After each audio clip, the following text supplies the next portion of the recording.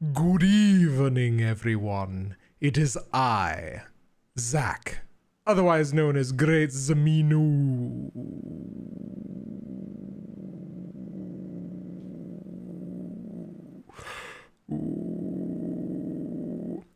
Your host and MC for the evening. I use he, him pronouns, and I am joined once again by a fantastic cast for this, our fright of fandom, using the Monsterhearts 2 system.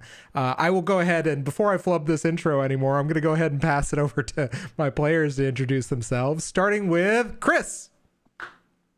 You're gonna keep using that voice the rest of the year, right? Oh, of course. Yeah. Yeah, no, go ahead. I am Christopher. I use he, him pronouns. Most of the time, I'm a writer and a high school English teacher, but for a couple more hours tonight, I am going to be Johnny Thorn, the Infernal. Excellent. And we are going to move down the overlay to Hopper, if you would like to introduce yourself. Oh, hey, what's up? It's me. I'm Hopper. Yeah. Sorry about that. I'm your resident dumpster fire. And if you want to find me in the interwebs, you can find me at Fail Deadly. That's with a 3 instead of an E. And tonight I am playing, for the final time, Tracy Rockatansky, and Max, who are kind of the same person. It's complicated. Gender's weird, guys. Being a werewolf makes that even more confusing. She and she/he/they. I don't know. It's weird. Don't worry about it. They're fine. They're totally fine. This is great. Excellent. Moving over to the other side of the overlay, Jeff, if you'd like to introduce yourself. Hello, everyone. I am happy to be back. My name is Jeff Stormer. I am an award-winning podcaster and game designer living in Philadelphia, Pennsylvania. And tonight, for the final time, I will be playing Jeff Stormer, award-winning podcaster, game designer, and substitute teacher at Gravedale High. I have not considered what it means to no longer be playing Jeff Stormer after tonight. That is an existential question that is for Wednesday. And finally, last but not least, Marcy, if you'd like to introduce yourself. I would. I'm Marcy. You all know this. You can find me most places around the internet under the username Experimental Madness, except for Twitter, where I remain the resident cryptid. I'm a writer and editor by day, and by night I play awesome characters with awesome people, and I'm back playing the one and only Bloberella for one more night only. We better make it count, folks. Yep. So let me go ahead and put on some appropriate music, and kind of give you guys a little bit of a recap as to what has transpired in the series thus far. So previously, actually, before I jump into this, as we kind of like go into the montage, I'm going to ask each of you to share with me something that happened in the previous episode, those who were present, that you think would make like the highlighted montage of the previously recap. So previously on Gravedale High, who has a moment that they'd like to share? Definitely Bloberella telling off Gelatina and the rest of the Blob Squad and like growing 8 feet tall so that she hit the ceiling a little bit to intimidate them and to get them to back off of Johnny and Tracy. Yeah, I think absolutely. We smash cut. We see you grow to this enormous height, basically kind of forcing away and cowing your blob squad into making them fall into line. Next moment. Oh, go ahead. No, you go ahead. I think we see Tracy as Max transformed into the werewolf, the giant fuck off werewolf as Max slams a trash can down over Professor Charles, the animated evil doll, during the debacle that was the prom hoedown, homecoming hoedown. And then that cuts very quickly to being chastised by Professor Karlov, Dr. Karlov, Dr. Karloff, please. Dr. Karlov, in such a way that reminded Max of their dad. Absolutely. Which caused an immense amount of grief and sent him running away with tail between the legs. How to shut down a raging werewolf? Remind them that they miss their dead dad. Aww. Yeah. Which leads us to our final teenagers smash cut moment in the montage. What were you gonna pull, Johnny? I think for me, it would start with Johnny callously referring to Bloberella as a quote-unquote jello mold, and then cut straight from that to him, sort of confessing to her, like, I know I was a real piece of shit, and I just want you to know that I know that. Yeah. But I also think I know who ruined the homecoming. And then, like, as he's saying that, that's voiceover, and the shot is of him holding the flyer for the Battle of the Bands, and it says that, like, his band is up against this other band featuring new lead singer Solomon. Yeah, absolutely. And we smash cut there to see the send-off of Dr. Karloff for his retirement party, while also having these heart-to-heart moments with Bloberella and with the other members of the teenage monster squad that have been kind of summoned to his detention proctoring and are cleaning up the foodatorium terrible wreckage and mess that was incurred. And finally, our final smash cut moment from this was the stinger and the cliffhanger, wherein we see a disheveled, cowboy hatted, chapped booted, informal wear, bow tie, disheveled figure being kind of suspended from roped tied wrists from a meat hook in some sort of like subterranean area somewhere on campus. Is the hoedown go okay? I've had a lot riding on the hoedown. And with that, we pick back up with that exact moment. We see, I will say this, we see a bunch of hooded figures surrounding your wriggling form, Jeff, as you are once again, after a couple of days of being kind of suspended here and kind of like held, are kind of like, I think, at your wit's end. But tell us what's running through your mind as figures that look not unlike this surround you while you are suspended in the air. I got deadlines that I gotta meet. Like, I gotta get Party of One out. Like, that's a weekly show, and like, I was really gonna up my games production. This was really just supposed to be a survival job, and like, I don't even feel like I'm that invested. Like, I like the kids, but like, I got other things. This is a lot to take in for a substitute teaching gig. Yeah, and I think as you are kind of like crying out, you just hear, "Quiet. The time shall soon arrive."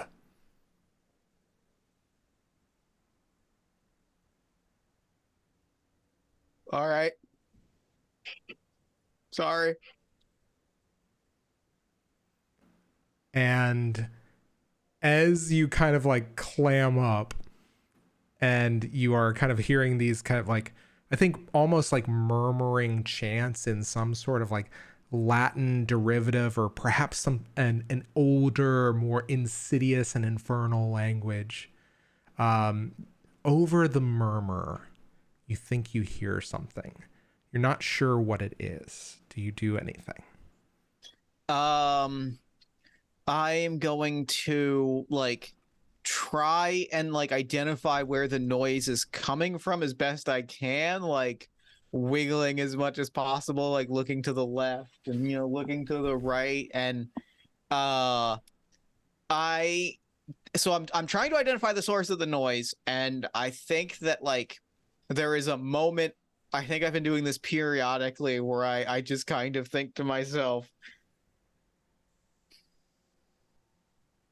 I did it. I established this last time, so I'm gonna throw a gambit. I don't think this is how it. I genuinely don't think this is how it works, but I think that Jeff, Stormer's substitute teacher, thinks this is how this works. So I think it's just periodically thinking, Bloberella, I know you have the shining. I know that you have the shining. Come and save me. Bring an axe. No. Shit. Do me a favor. Hang on a second. My blob senses are tingling. Okay, so this is better than I could have imagined. Do me a favor. I need you, Jeff. Oh, wait, no, that's exactly how it works because you read my It's thoughts. a vibe. No, That is how it's it a works. subtle vibration, and you literally, yeah. Yeah. The vibes. You have connected vibes. You're part of my clique now because you agreed to be corrupted and make me homecoming queen. I fully don't understand that part. I just assume that you have developed the shine. I love it. Okay. Can I submit that it's actually the sliming? It's the sliming. It's The slime. I was gonna say submit for approval by the Midnight Nickelodeon. Society. Okay. In that case, this is so much better than what This I got had off planned. the rails fast. Yeah, no, I love it. I love it. Do me a favor. Go ahead and roll to gaze into the abyss. This is going to determine how strong the signal is wherever you are kind of suspended. Is a 7. What is gaze into the abyss? That is plus It's dark, I think. Dark. Oh, great. That's an 8. Not to be a teacher's pet, but technically, if I want to receive it, I also have to be doing it. Okay. Well, I will tell you this. Maybe what this can be is almost like a background static. We will determine. I want to like with a 7. I think So you're it's an 8 total. okay. So we'll determine this. I really want to make sure we kind of capture this though. When you gaze into the abyss, name what you're looking for and roll with dark. So what are you looking for as you are kind of like trying to figure this out? I think the main thing that I'm looking for at this point is the source of whatever this noise is, and if there's something that I can use to my advantage to get out of here. And I think that the background static of like crying for help under every available natural and supernatural method is like a secondary concern to, is there a way to get me off of this hook in this exact one moment? Yeah. As you are searching, you're searching the back of your head, the back of your hearing over this kind of like monotonal, terrible chanting you hear.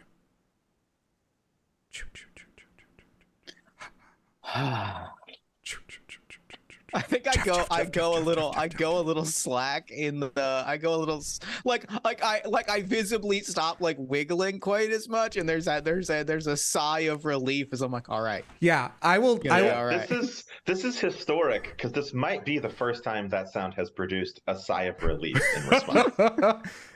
Exactly. I think that as you go slack after kind of like all this kind of wriggling and struggling, the cultist immediately to the right of you and I think the others kind of opposite you. There's like 3 or 4 of these guys at this point and probably more.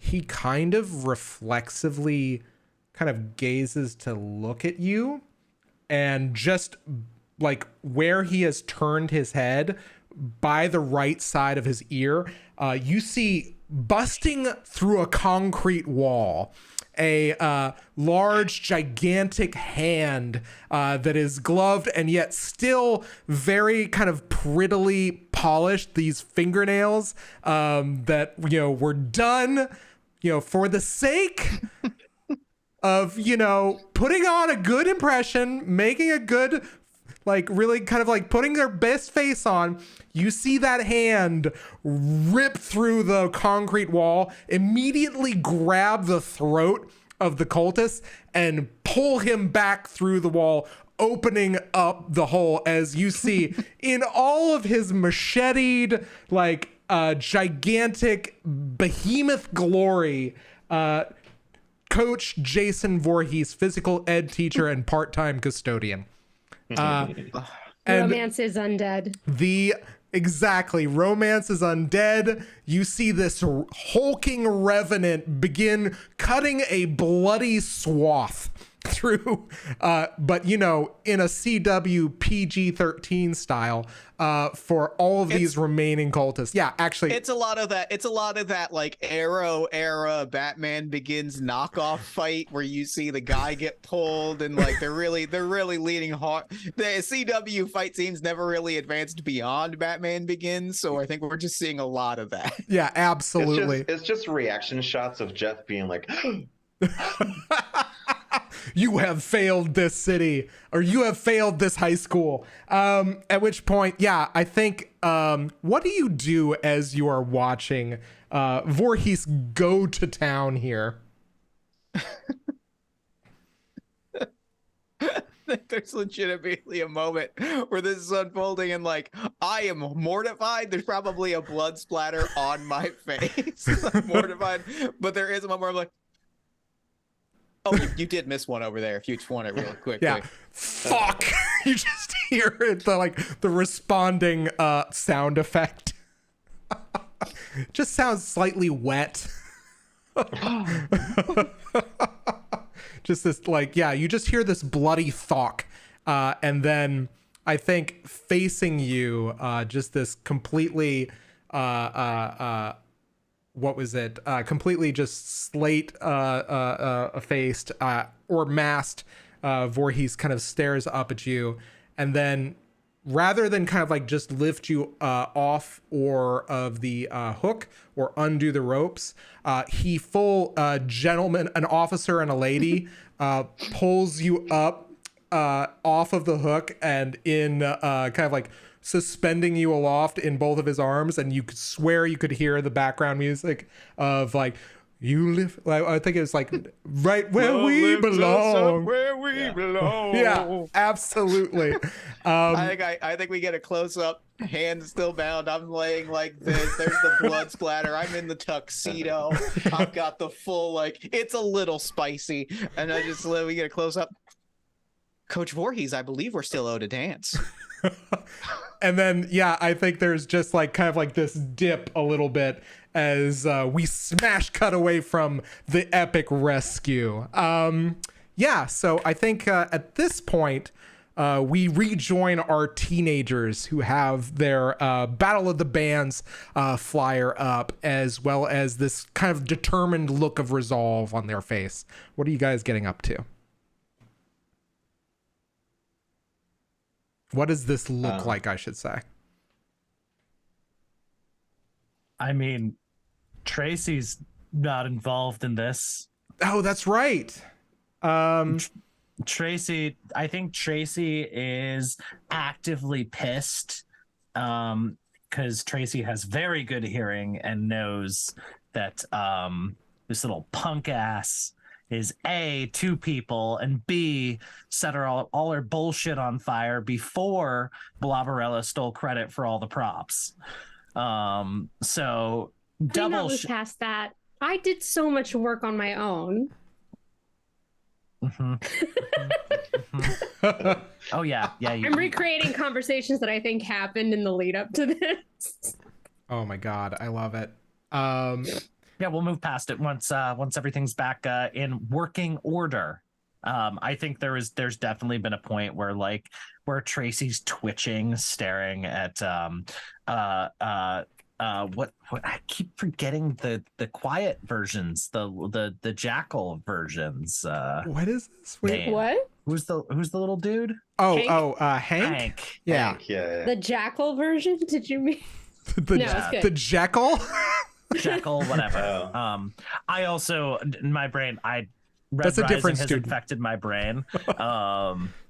Coach Anubis. Anyways, yeah. All right. Go ahead. Yeah. Don't worry about it. Yeah. So I think she's been mercilessly bullying, who, whether it's Hank or whatever the fuck the other guy's name is. Fuck him. Fuck his bullshit. Like, absolutely not. Okay.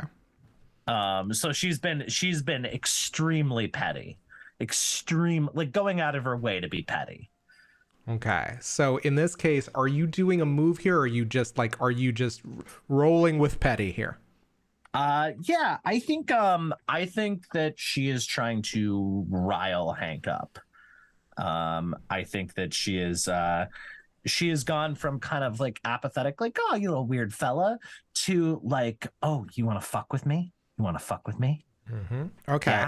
Yeah. I actually managed to get a rise out of Tracy, which I think is not super easy to do. She doesn't get pissed easily. Mm-hmm. And then when she does, she usually just turns into Max. Yeah. So this is kind of like a side of her that isn't very often seen, which is righteous rage.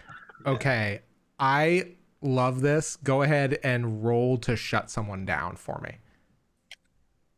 That is rolling with cold. I just pulled out a D20 like an idiot. Rolling with cold. I'm super good at that. I continue to be super. I just want to point out, last night I rolled more 1s and 6s than I have in my entire life. I just rolled another 1 and a 6. Oh my god. Which is not good for me. That's a total of 6.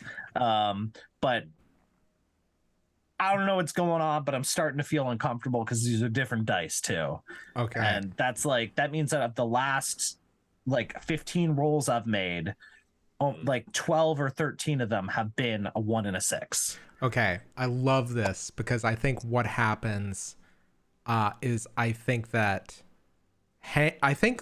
like when you roll to shut somebody down, and I think this fails miserably because I think that like Hank just looks at you and says, look, I know what Eddie did was wrong and he was doing it for me, but I think you're lashing out at the wrong person here. I think I don't really have a lot of control over this. I think you would understand that.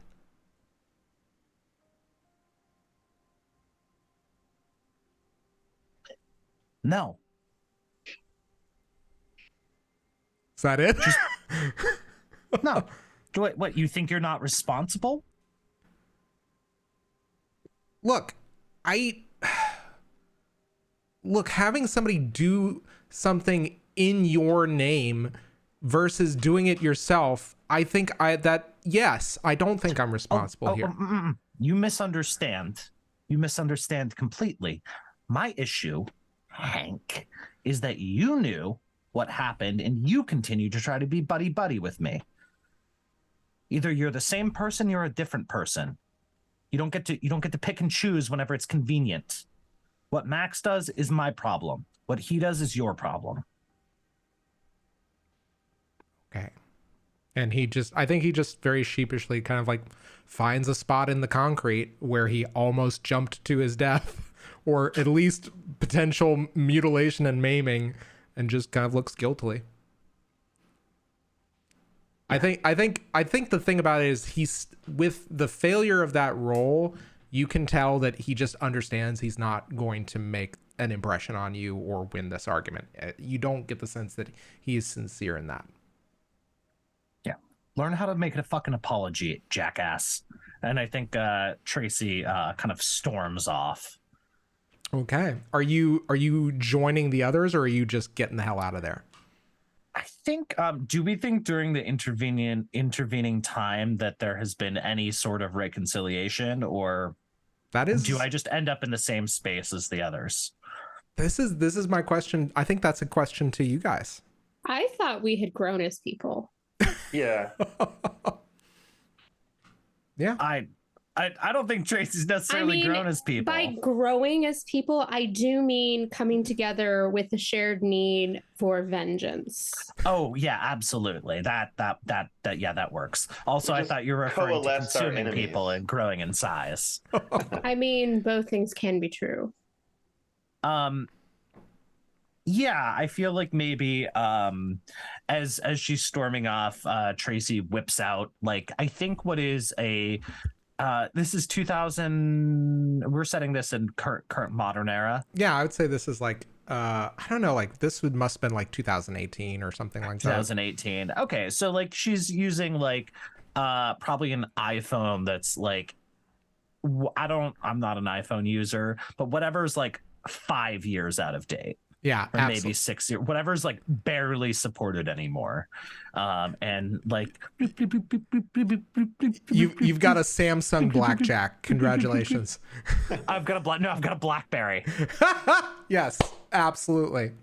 An extinct species. And is just messaging. I think in a group chat with Bloberella and Johnny, just being like,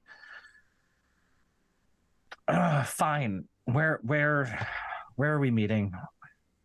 I guess I'll talk. That is a very good question. My Where would afternoon we is now be? free. I don't know. Where's neutral ground at the school? Because I think in answer to your question, like, have we reconciled? I don't think that we've reconciled, but I do think that we've called a ceasefire while we all focus on, a common enemy. Taking on Solomon. Yeah. So where do we think would be like neutral ground at the school? Maybe Mr. Stormer's homeroom classroom. Yeah, I can see that. I was gonna say, does that make the most sense for you guys? Is to go straight back to the classroom? I was gonna say, for the sake of this is detention, so I imagine like you guys are coming back probably either on a weekend or a week. I don't know. Like, tell me. I think this is kind of like, I'm gonna kind of divest myself a little bit of this. Like, what makes the most sense for you guys? Is this a weekend? Is it like staying late after a weekday? What makes the most sense? Kind of like using our high school experience as context. Are we still on the day of the detention where all the stuff from last episode happened? Yeah, this, I mean, was a Hank and Eddie technically jumped off the bus depot as you guys were making your way out. Okay, so then it does sound like it'd be a different day based on the conversation that Tracy just had with Hank. Okay. Yeah. Because we resolved Hank's thing last I would episode. say that this is us staying late on a weekday. Yeah, I agree. Okay, cool. Yeah, I will say that this action has kind of like unfolded over the course of a couple of days here, but I will say that Jeff has just liberated himself in time with whatever the time of this meeting is. I was going to say, like, Yeah, go ahead. if it's in the classroom, can I be in the classroom when you walk in? Oh yeah, that was what I was angling for.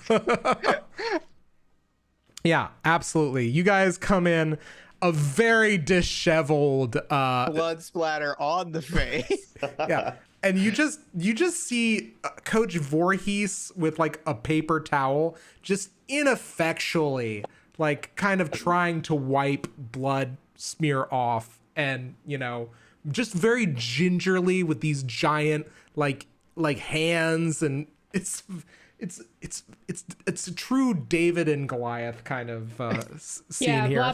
Bloberella opens the door and fiddling with papers, like fully just like rearranging my desk. Like I think like Jeff's reaction to being back in the classroom is just like, well, we're never acknowledging any of that happened ever again. So I'm in Like, the tuxedo, blood splatter, just like, get my papers in order. I think Bloberella just like opens the door, sees you and Jason trying to like get the blood splatter off of you as you're fiddling around, and like her mostly purple pinkish blobby body goes like bright magenta for a second, and she's like, OMG, OMG, OMG, 666. Oh, my blob. Oh, Bloberella, I will step out and let you. If you need to go get something, I can step out for you. I just was just doing some cleaning around my desk. You know, it's been kind of a hectic day, so I wanted to get my stuff in order. What can I help you with? Well, it's not just me. Just gonna slide in and leave room for everybody else. I think, right, like, as she says that, like, Johnny, like, shuffles in behind her, and he has extremely bloodshot eyes, and even though TV is a visual medium, you can almost smell the pot smell on him. And he stops and regards Mr. Stormer and the scene unfolding for a second, and then just keeps right on walking. Excellent. So sorry to bother you, but we need to be having a meeting of our own, and we've been using your classroom for the last few days. And I was totally gonna ask where you've been, but I see I don't need to.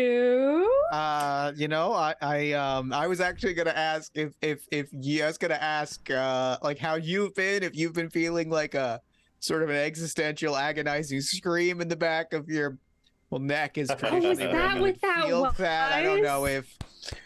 Anyway, if the three of you are having a meeting, don't let the grown-ups bother you.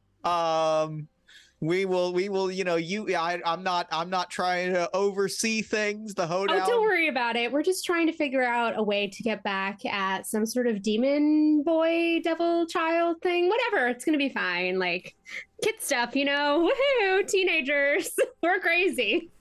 All right, well then you three have your meeting. I'm just gonna be here at my desk. It's like I'm not even here. I've got some notes to take. So you just enjoy. And I kind of lean over to Coach Voorhees. So anyway, it's like, you know, if you've ever seen people play Dungeons and Dragons, it's like that, but it's two people. Yeah, just you. I think, but it's kind of like admiringly. Jeff, I will need a party of one episode where you play with Jason Voorhees. That feels like it's in the works already, right? The crossover event everyone's asking for.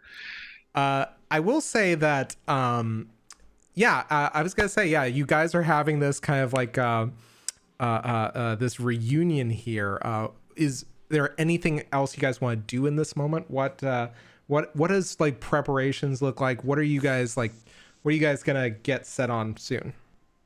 Well, I need to know like what can actually do. Like, how can we help you, Johnny? I think that Johnny like looks over at Mr. Stormer and then looks back and is like, yeah, I had a plan for the group project. I think because I think being the teacher and also just being an adult that can smell that smell, I think I like see Johnny thinks he's being subtle with it, but really it's like the longest stare at Jeff, and it's just like, what you actually smell is one layer of pot stink and one layer of Axe body spray to cover it. Even worse, frankly. I think we lock eyes for a moment because you give that quick glance, but it's really like 30 seconds. I give a quick glance. Oh, you know what? I think I left my coffee mug in the teacher's lounge. Coach Voorhees, can we go grab my coffee mug? Yeah, I think as you turn, Coach Voorhees is like nowhere to be seen, and then you just feel a tap on your shoulder, and you just see your coffee mug appear like next to your head. All right, well, I got to go fill it up with coffee. So if you'd like to take me for a walk, we'll go get some coffee. And I think as we step out briefly, I think out loud, please don't burn down the school. The three of you, I'm really, really begging you that you don't burn down the school. It's frankly the only thing I'm asking of you as a group. You hear down the slime. No, we're not going to burn down this school. We're just trying to kill one kid. Don't worry about it. I didn't hear. I didn't hear that. I'm gonna go get some coffee. I think because Johnny's sense of time is not the same as everyone else's right now. You have like barely left the classroom, and you hear over your shoulder Johnny going, "Do you think he and Coach Voorhees are going to hook up?" Yes. I'm pretty sure, Johnny, that they were already doing that before we walked in.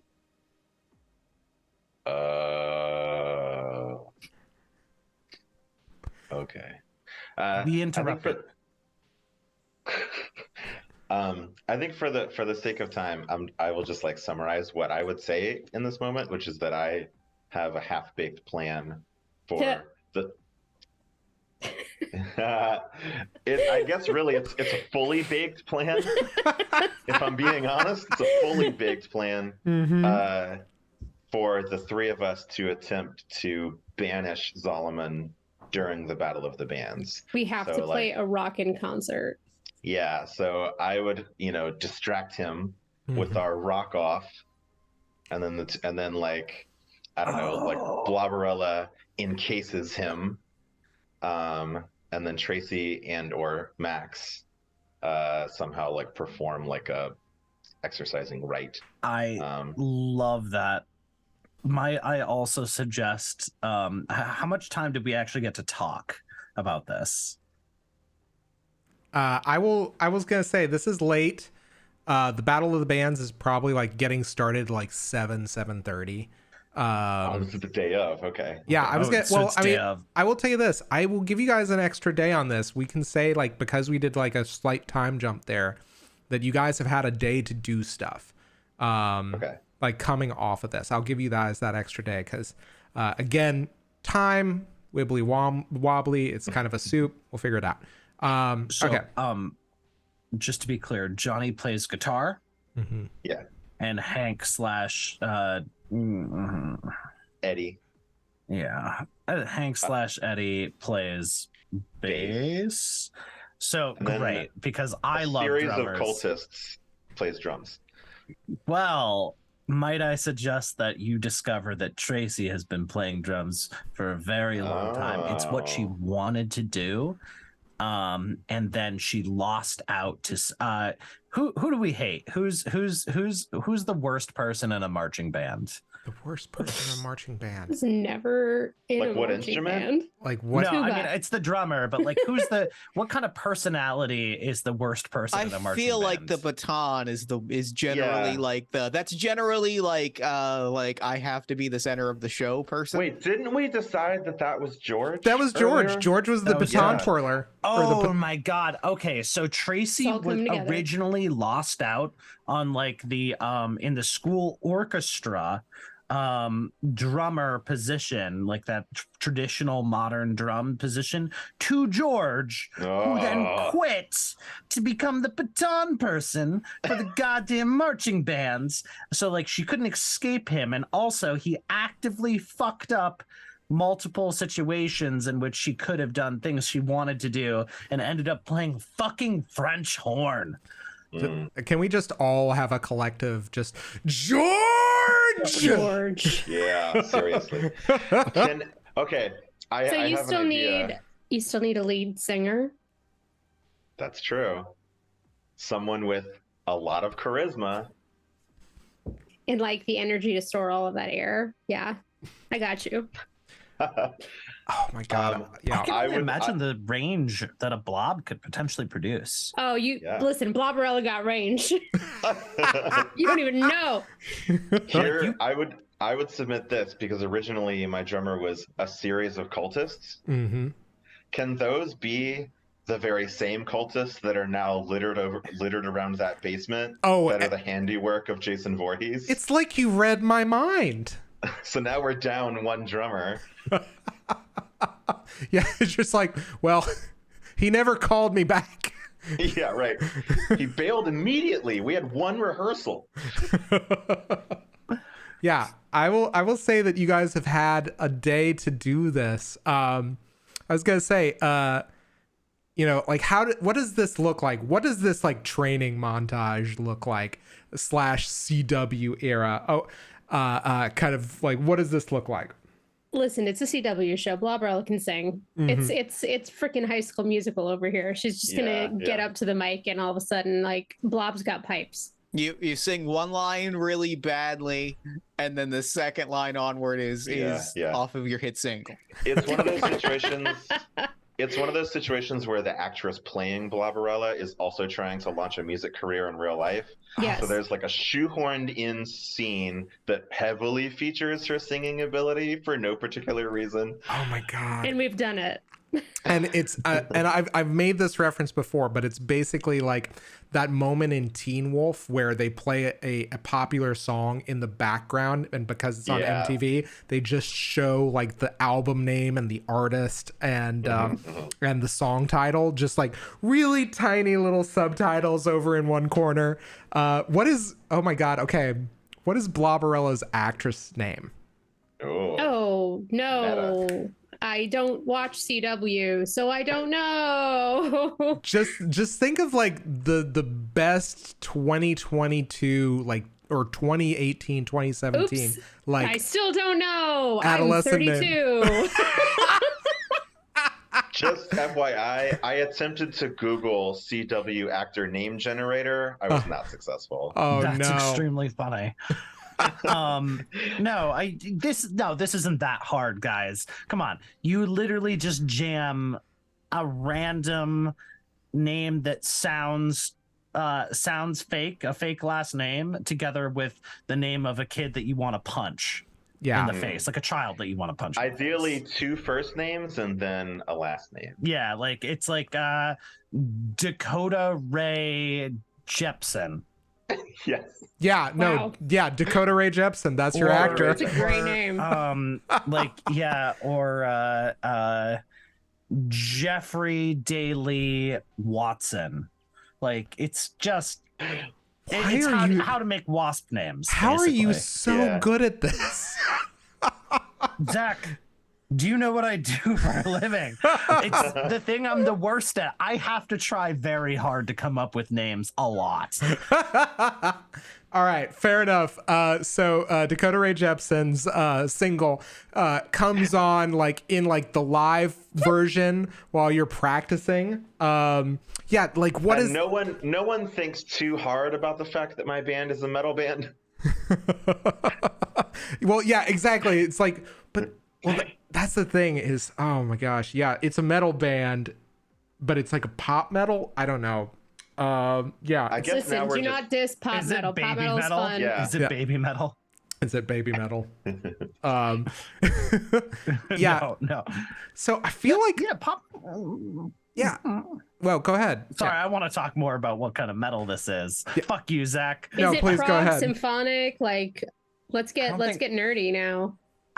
Might I suggest like some variation of math rock? So like it's extremely unlikely that we would be doing it extremely well after like 2 practices. Yeah. Yeah. Right. But Disney movie rules. We get good real fast. Yeah. Guys, it's blob metal now. It's blob metal. Have you never heard of blob metal? I will say somewhere in our training montage there needs to be like just a real quick foreshadowing scene where Johnny like brings like some sheet music to the other 2 and is like, I need to show you guys something. we have to play this at the Battle of the Bands. And like that's all you get for now. I love this. Yes. All right. I think as this is unfolding, because of course Jeff is getting in on this plan in his own way. We do get a brief scene where Jeff, still in the tuxedo, still the blood splatter on the face, that outfit is unchanging for the rest of our time together, stumbles into Headmistress Crone's office and is like, so I got pulled away from the hoedown. Do you want me to make up for not being around by taking on the Battle of the Bands? At which point, like, Headmistress Crone just, I think, drops everything on her desk. Just, Jeff! There you are, Mr. Stormer! What is going on? Where have you been? One of the students tried to kill themselves in tribute to another student, which would normally be another Tuesday, but we've got somebody monitoring us. Where have you been? It's a long story. There was a kidnapping, some murders. I'm here now, and that's what matters. I'm here for the kids. Well, that's a relief. I think actually, God, like, I don't know. Is this a move? I feel like I want to make you do something here. I want to make you roll some dice, like, just to try and see if you can, like, get out of, like, whatever duties you've got here, and, like, or, like, is she going to try to force you into the back of an ambulance? Let's see. What do you want to do here? This is a move, I feel like. That thing you just threw out is fun, and also fun, and also there's a move that I want to use here. I want to play with one of my toys. Can Headmistress Crone attempt to, like, have me shuffled into an ambulance so I can attempt to shut her down? Yes. Yeah. No, she's absolutely just, like, trying to. She has picked up the phone, this old-timey handset and receiver with a rotary dial that is in the shape of a raven. And she is, yes, 911. I grab the phone. I'm like, it's a false alarm. You know how it is at a school. Kids get confused. I put the phone down. Headmistress Crone, I promise you I'm fine. Coach Voorhees has been taking care of me. I am fully back. I'm at 110%. I promise you everything is under control, and I am ready to fill in my role and really step up and oversee things, particularly at the Battle of the Bands. I feel like I want to be there to make sure that it goes off without a hitch, especially when I couldn't be there for the show itself. I promise you, if there's any issues, we've got our beloved custodian here to take care of things. I promise you. Yeah, he just appears right behind you as the camera cuts back, like just a jump scare, and you just see Headmistress Crone also give a little fright. She turns and notices him. This is character growth. Like, I held out my hand and I just do not even flinch. I'm just like, that's where he's standing. He's always exactly there. Give me a roll to shut someone down. All right. Well, this is a shut someone down, and what I am doing here is using my lover's name a little bit as a threat, a little bit as a reminder of, like, hey, I've got Jason Voorhees here. So I'm gonna roll with cold +2. Oh my God, yes. Let's see it. That is a 4. That is a 4 roll. 5, 6, 7. That is an 8 total. Okay. All right. On a 7 to 9, choose one. Okay. When you shut someone down, roll with cold. On a 10 up, choose one from below. On a 7 to 9, choose one from below. But you come across poorly, and they give you a condition in return. So I will tell you this. You have several options. They lose a string on you. If they have no strings on you, gain one on them. They gain a condition, or you take one forward. I would like to gain a string on Headmistress Crone. Yeah, I think that she takes a look at you and I think sees Jason just looming, gently takes the phone, places it back on the receiver, and hangs up there and looks at you and just says, "Now, Mr. Stormer, this is very unusual." I'm trying to figure out this voice again. This is most unheard of. Are you sure you're being toward with me here? And I would actually like to pull that string immediately. Wow. To offer to tempt the Headmistress Crone to do what I want. Listen, I promise you I'm fine. And you know as well as I do that if that Battle of the Bands goes off without a hitch, it's going to make us look really great. It's going to make us look really great if someone happens to be watching us. this is the kind of event that gets kids motivated, it gets kids engaged. It's an opportunity for them to have fun, and frankly, it also makes the school look really, really good. So, I realize I wasn't around to show off what we got to our school board representative earlier. This is kind of a chance for us to, make a good impression. She acknowledges this. She nods. And then she says, I'll send for Mr. Hannum. Do not. All right, I appreciate this. Do not disappoint me, Mr. Stormer. And yeah. What's the condition that I'm getting put on me? Sword of Damocles. Got it. That's fucking great. Okay, cool. You have that condition now. Excellent. So you have made your preparation. We see a montage of the students preparing, synchronized with Solomon the Wise, now also preparing with the remaining cultists, as well as a kind of befuddled Sadako on a theremin. Just basically, yeah. And you see like some of like the cultists are self-flagellating with like flails in a holy CW way, while Solomon is just saying, no, higher pitch, and we cut to Bloberella interspersing her single, intercut with I think shots of Jeff slow dancing with Jason, and there's just like a candle lit background, intercut with Tracy wailing on drums in practice, and Johnny just wailing on guitar. It is not very long before the Battle of the Bands is about to take place. Does anybody have any final preparations that they would like to make going in? Yeah. Tracy, I think Tracy's really gotten into at this point is kind of like low-key living out a dream, but definitely is not going to let Johnny know that. Still some, I think we're seeing some repairing of the relationship, but she kind of like right after one of these practices, I think she's like sitting there like sweating after like a really heavy practice session that we did like the night before, like looks at Bloberella and goes, can you consume non-organics without damaging them? I know you wear your clothes. How long does that last?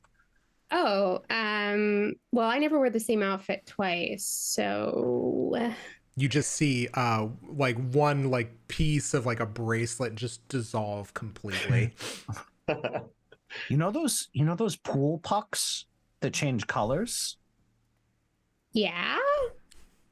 Oh.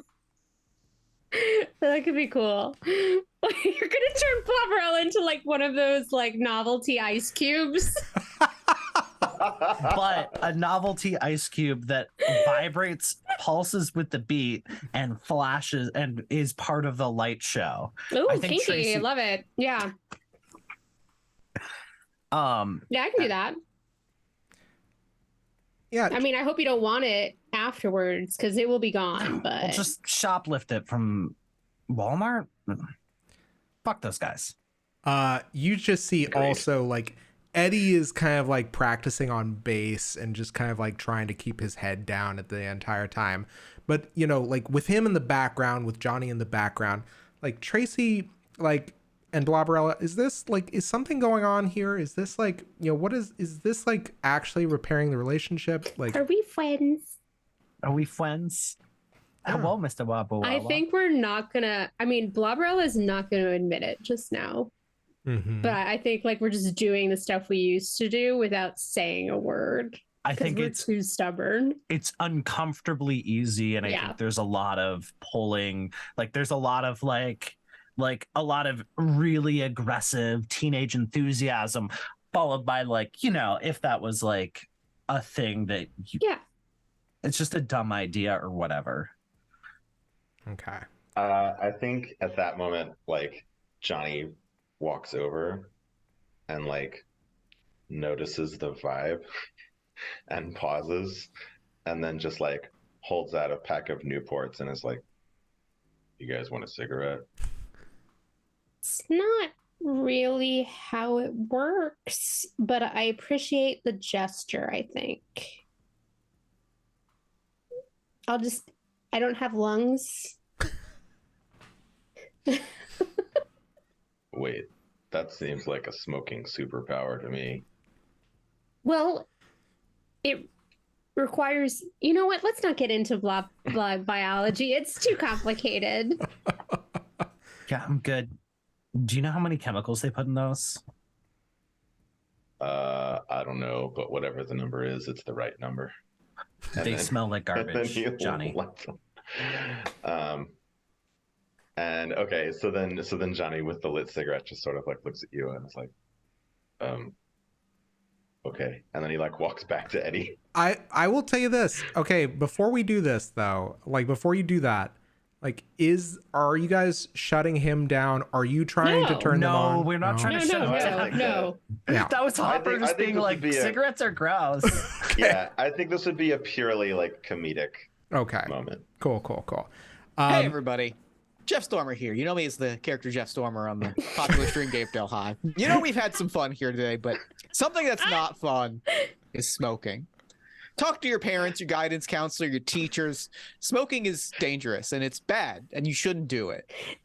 And then slowly Back to the fun. Bloberella comes up on screen being like, yeah, smoking is super not cool. And now it's a very special episode where we all address the camera. Yeah, right. Yeah, then That's like, the finale we're Johnny- going for? Yeah. Yeah. Gravedale You, like, High. Yeah, right. The more you know. You like cut to Johnny and he like takes the cigarette out of his mouth and is like, and it ruins your singing voice. And then he like throws it down. If you smoke cigarettes, you go to hell before you die. There we go. Oh. Wow. You go to hell before you die. That's is such quite a rough statement. line. That is a quote from an actual anti-drug PSA delivered by Fuck. Captain Lou Albano on Super Mario. Oh my I will share it with God. I everyone. forgot about that show. That line, that raw line comes from that? The Super Mario show. It's fun. God Great. damn it. That's something. Okay. What all is right. it with That is innocuous random shows that drop like the most just punch your soul into the next dimension levels of lines? And then you're like, that was from Spy Kids 2? Yes, we're thinking about the same exact line because I was about to be like, there's a number of lines from Spy Kids that then I realized are from Spy Kids. And I'm like, that can't be right. God, I But just we don't have to tackle. I just highlighted over the link in the chat and I just see Captain Lou Albano's freaking face just staring back at me with a Mario cap on. Ugh. Holy shit. Well, I think we've all learned something special today. On a Yeah, very Jeff has a special neurotic knowledge of some truly deranged bullshit.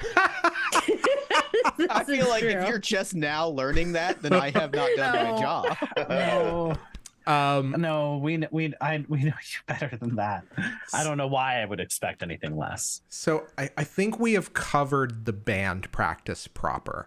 My question now is, what does it look like what does it look like when you guys figure out how to banish a demon? What are all of you guys doing?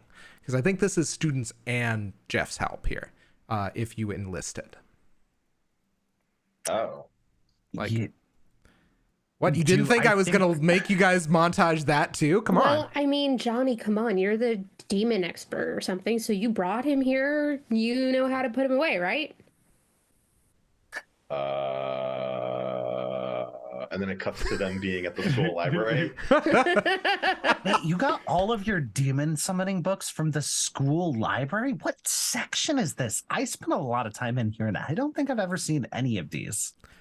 He points to a little like tab over his head and it says demonology. Yeah, exactly. And then you just I think you guys all see the librarian wander past and it's a chupacabra and it looks at all of you and goes, Wait, do that again closer to the mic, please. Zoom Zoom just does hates not it. like Just that. hates it. But all I heard was like What I did hear was upsetting, Zach. It sounded like you were doing a little Pokemon thing there for a second, like it was saying its own name. This is a just like eldritch horror, horrific sounds like in captions. I mean, Yeah. as long as Who's there's no that goats in here, I Pokemon? think we're fine. Chad actually makes a great point. I think because this is a CW show from 2018, I think that we do see a scene that is like a really classic homage to the gang from Buffy the Vampire Slayer doing research. And I think it's like laid out in a very similar way. I would even hazard to guess that there might even be a teacher guest star popping in who is a ghost played by Anthony Stewart Head. I was about, yes. Yeah. Mwah. God, what an actor. Anyway, go ahead. Yeah. What if it's just Anthony Stewart Head? It's like Yeah. in the background, like no explanation. Yeah. Just, oh, even better. Okay, wait. So, like, literally, you just see, like, Anthony Stewart Head just, like, poking around the corner, and then you see like all of the Buffy Scooby gang also looking around the corner before yanking him away out of your view, like Deadpool and like X-Mansion style. Yeah. But they're all they're all grown up. It's a tie-in to the reboot. Yeah, exactly. That's not done by Joss Whedon. Yeah, exactly. It's everybody except for Joss Whedon. Yeah, exactly. Okay. So, yeah, actually, I think that whoever wants to do this, I think this is a gazing into the abyss. I don't think there's any. Can we collectively gaze into the abyss? I think so. I think you guys might get something different for each person, but Hopper Also, or Tracy. may rather. I make a request that this is late at night, perhaps by moonlight, for no mechanical reasons. It's not that I want a +3 or anything. Wait, so we broke into the school library at No, midnight? we're with a teacher. Yeah, no, you guys are with So a teacher. Jeff helped us break into the school library at midnight? I would hazard an argument. So here, I was actually thinking about this earlier and I didn't want to bring it up on camera, but can't wait. I feel like there's an argument to be made here that Gravedale High is a 24/7 high school because based on ADA requirements, like I feel like it is literally required to be able to service all of its students. God, I wish we had more time to talk about what ADA requirements look like for monsters and supernatural entities. I would spend 3 hours just talking about that. That's like a whole other series. Sure. Yeah, for sure. Some we of need the to have like a strictly toxic nocturnal. fandom. Yeah, they're strictly nocturnal. Some of the students have extreme like sensitivities to sunlight and like require like so like it's like if you're dead during the day, is it fair to expect you to go to school? No, it's not fair. And you know what? Everybody wish deserves an education. That was the case in real life too, because I am dead during the day. Yeah, this is very fair. But my point being is that I believe the school is 24 hours based on the legal requirements set forward by the strictures of the United States Department of Education. Also, as I believe an expert on the character of the man in question, Jeff Stormer does think doing crimes is cool and will assist in crime. Oh my God, you're literally the coolest teacher ever now. Excellent. I love it. Everybody make your collective gaze into the abyss rolls. Are we all doing it? The original reason for me doing that is I do get some bullshit. Yeah, I know. I knew -1 to the dark. I knew you were being a little munchkin over there, so go ahead and do it. But I've had that ADA thing kicking around in my head since session 0 because I was like, there's a logical explanation for the school existing, and it's based entirely around the right to the access of education set forth in a lot of both the federal and a state level. I believe the legislation, if I can flex teacher here for a second, is the Individuals with Disabilities Education Act of 1973. Yes, I love it. Honestly, yeah, fantastic. I feel like I should. I'm gonna dab. But also I want to let you know that I rolled 3 dice and that was a 6, a 6, and a 1, which is insane to me. Oh my God! Wait, why did you roll 3 dice? Is it you roll 3 dice? Oh, I rolled 3 dice. I confused this with Blades in the Dark. Shit. Well, it's a 6 and a 1, Zach. Are we still But you- chasing the high Is it from that you last get a night? +3? Is that Oh, what you get honey. a +3? I get a +3 to So my. So Nice. it's technically a 10. Just roll the dice 10. again. It's a 10. It's a 10. I'll let it be a 10. It's okay, because mine's a 5. Oh, wow. Okay. I'm not good at the dark. Let's see if there's a majority difference. Okay, go ahead. Mine is a 12. 12. Damn. Okay. And Jeff, if you would like to gaze into the abyss. Yes, indeed. This is plus dark. That is an 11. Okay. All right. I will say this, on 3 completely unmitigated successes and 1 unmitigated fail, kind of like miss there. I am going to tell you what happens, which is, let me see if I can switch up the music here. You guys, I think, begin kind of like working through the volumes and the stacks. And there is one book that really calls to all of you, but in particular to you, Jeff.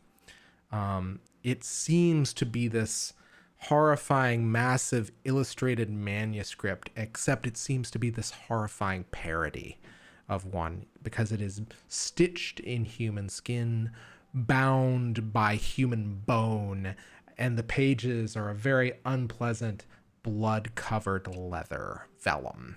And as you kind of flip through this horrifying book, you see little notes in scripture that says, "Don't read it, don't say it, don't hear it," and written over these kind of like blood-covered instructions, scraped into the pages. And then you flip past all of this kind of like warning scripture, and you see a face staring up at you, which is not unlike yours. The features are maybe a little bit more rounded. The features are a little bit larger, the hair a little bit more receded back and wispy. And you can't help but notice that the very detailed engraving here is of one Principal Schneider. And I will say this, Johnny, and like, I think what happened was, Tracy, you sniffed out the book, and Jeff, you found the kind of like the passage and the kind of like the engraving, and Johnny, you understand that the facing page is a summoning ritual. Bloberella, with your miss, you are jiggling to see how best the light strobes through your form. This is a library. I don't do libraries. Just kidding. I'm a straight A student, but still. Yeah. It's Dance with the Blob in the pale moonlight. What do you guys do?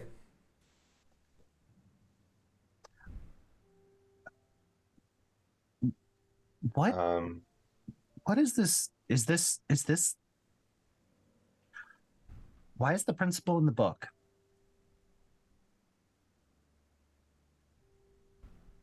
I have a feeling it has to do with why.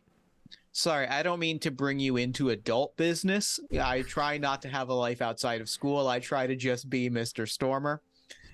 Why I was dragged off in the middle of the night and hung from a hook for 3 days, and why I had to watch a bunch of cultists get massacred by a giant machete wielding monster. We man. do not need to hear about your sex life, Mr. Stormer. What?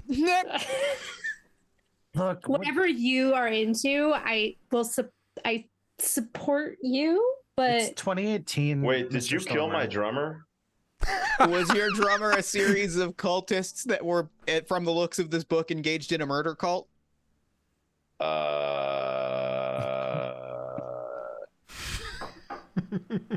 No. Then no, I didn't kill your drummer. If the answer is yes, and it can be, there's no judgment here. then the answer would be yes, I killed your drummer, and that your drummer was a bunch of cultists trying to, I guess, summon Satan. Is the principal... Huh. But... Okay. Huh.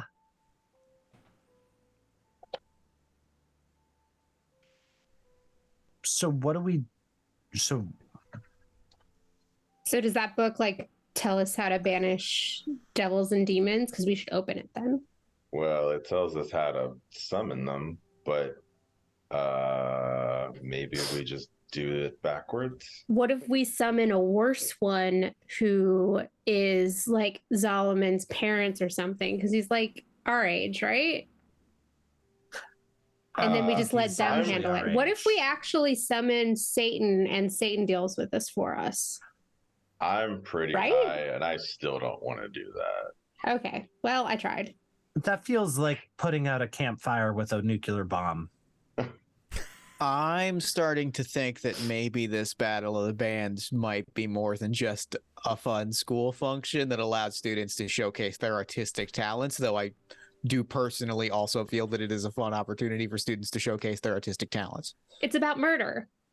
Well, I think it may also be part of this summoning plot that our beloved principal may be conducting to possibly bring about the end of days or It's the summon same Satan. thing. Some variation thereof. Can we just kill the principal? Doesn't that solve all of this? As your teacher, I should not advocate for harm to come to an adult, and I should really be shutting down violence. As a person staring down some sort of doomsday spell, I'm going to go get some coffee and allow the three of you to discuss your options and allow you to make your own decisions. And by kill, Mr. I Stormer, mean online or something. Bloberella, yes. Raise your hand. will this count for volunteering on our college applications? You know, it really is stepping up to help the people in your community, and I think that's prime essay material. You know, Then it's we really should do it. important. It's really important to step up and to really consider the people in your life and the people around you and their needs. And you're really showing a sense of leadership that I think a lot of recruiters are going to look fondly on. Would you say that we're like founding a student club? This does feel like founding a student club. You know, An extra club and volunteering credit? Fuck I mean, yes. you've formed a band, you've competed in the Battle of the Bands, you've helped out your community, you've ensured Armageddon doesn't happen. All of these things are the things that college scouts are looking for in this new job market. Ivy Leagues, here I come. All right.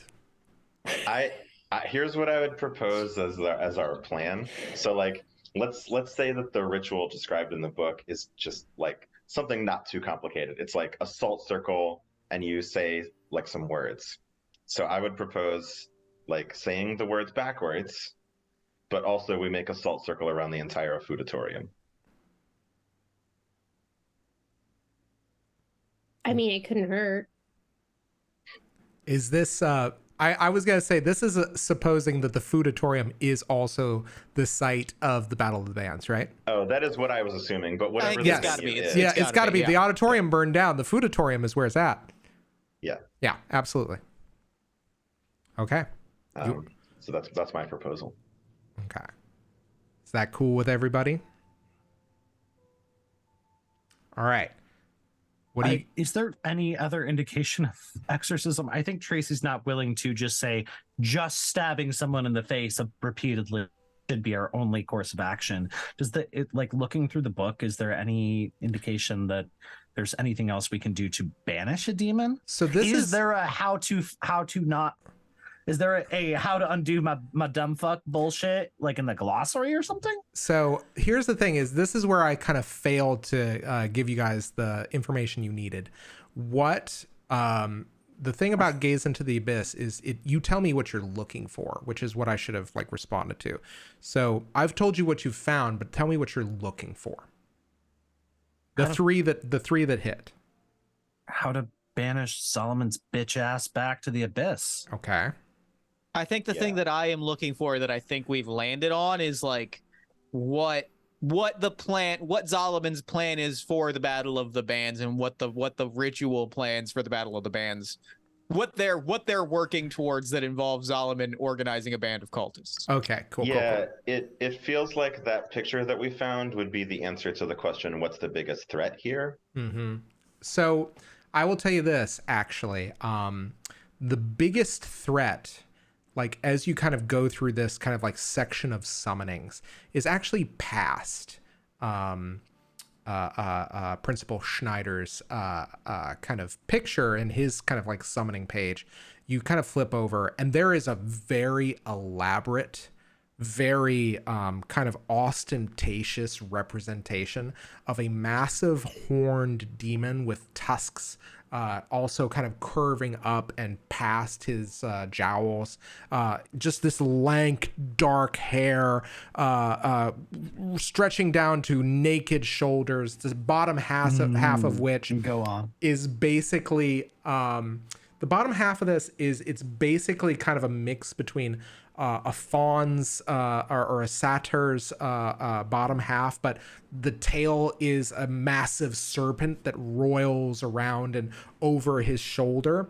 And you see in very kind of clear gothic, like not gothic, but like blood kind of like bloody typeface, Duke, one of the Grand Dukes of Hell, Astaroth.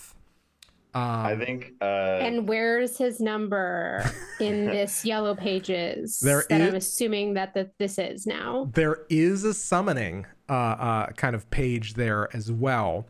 I will say this: there are. I'm about to get another ex-boyfriend. Yeah. Johnny takes his phone out real fast and takes a picture of the page. Mm-hmm. And when the others all look at him, he goes, "For the album cover." Awesome. Okay. Love it. I will say that for doing the banishing, what you don't, kind of like what it says here is only a weapon forged in the fires of hell can effectively slay a demon and force it off of this mortal plane.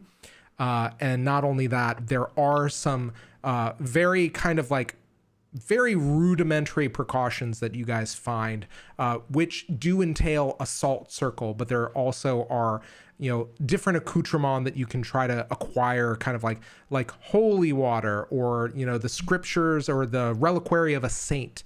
There's a lot of different items here. I'm curious that you got this information. Go ahead. Oh, I've watched way too much urban fantasy and consumed way too much urban fantasy literature. Mm-hmm. I think Tracy is scribbling this down and then looks over at Johnny and just goes, "I feel like you're the person that asked. Do you have black light paint? Like the kind that's invisible but shows up in a black light?" Like fluorescent paint?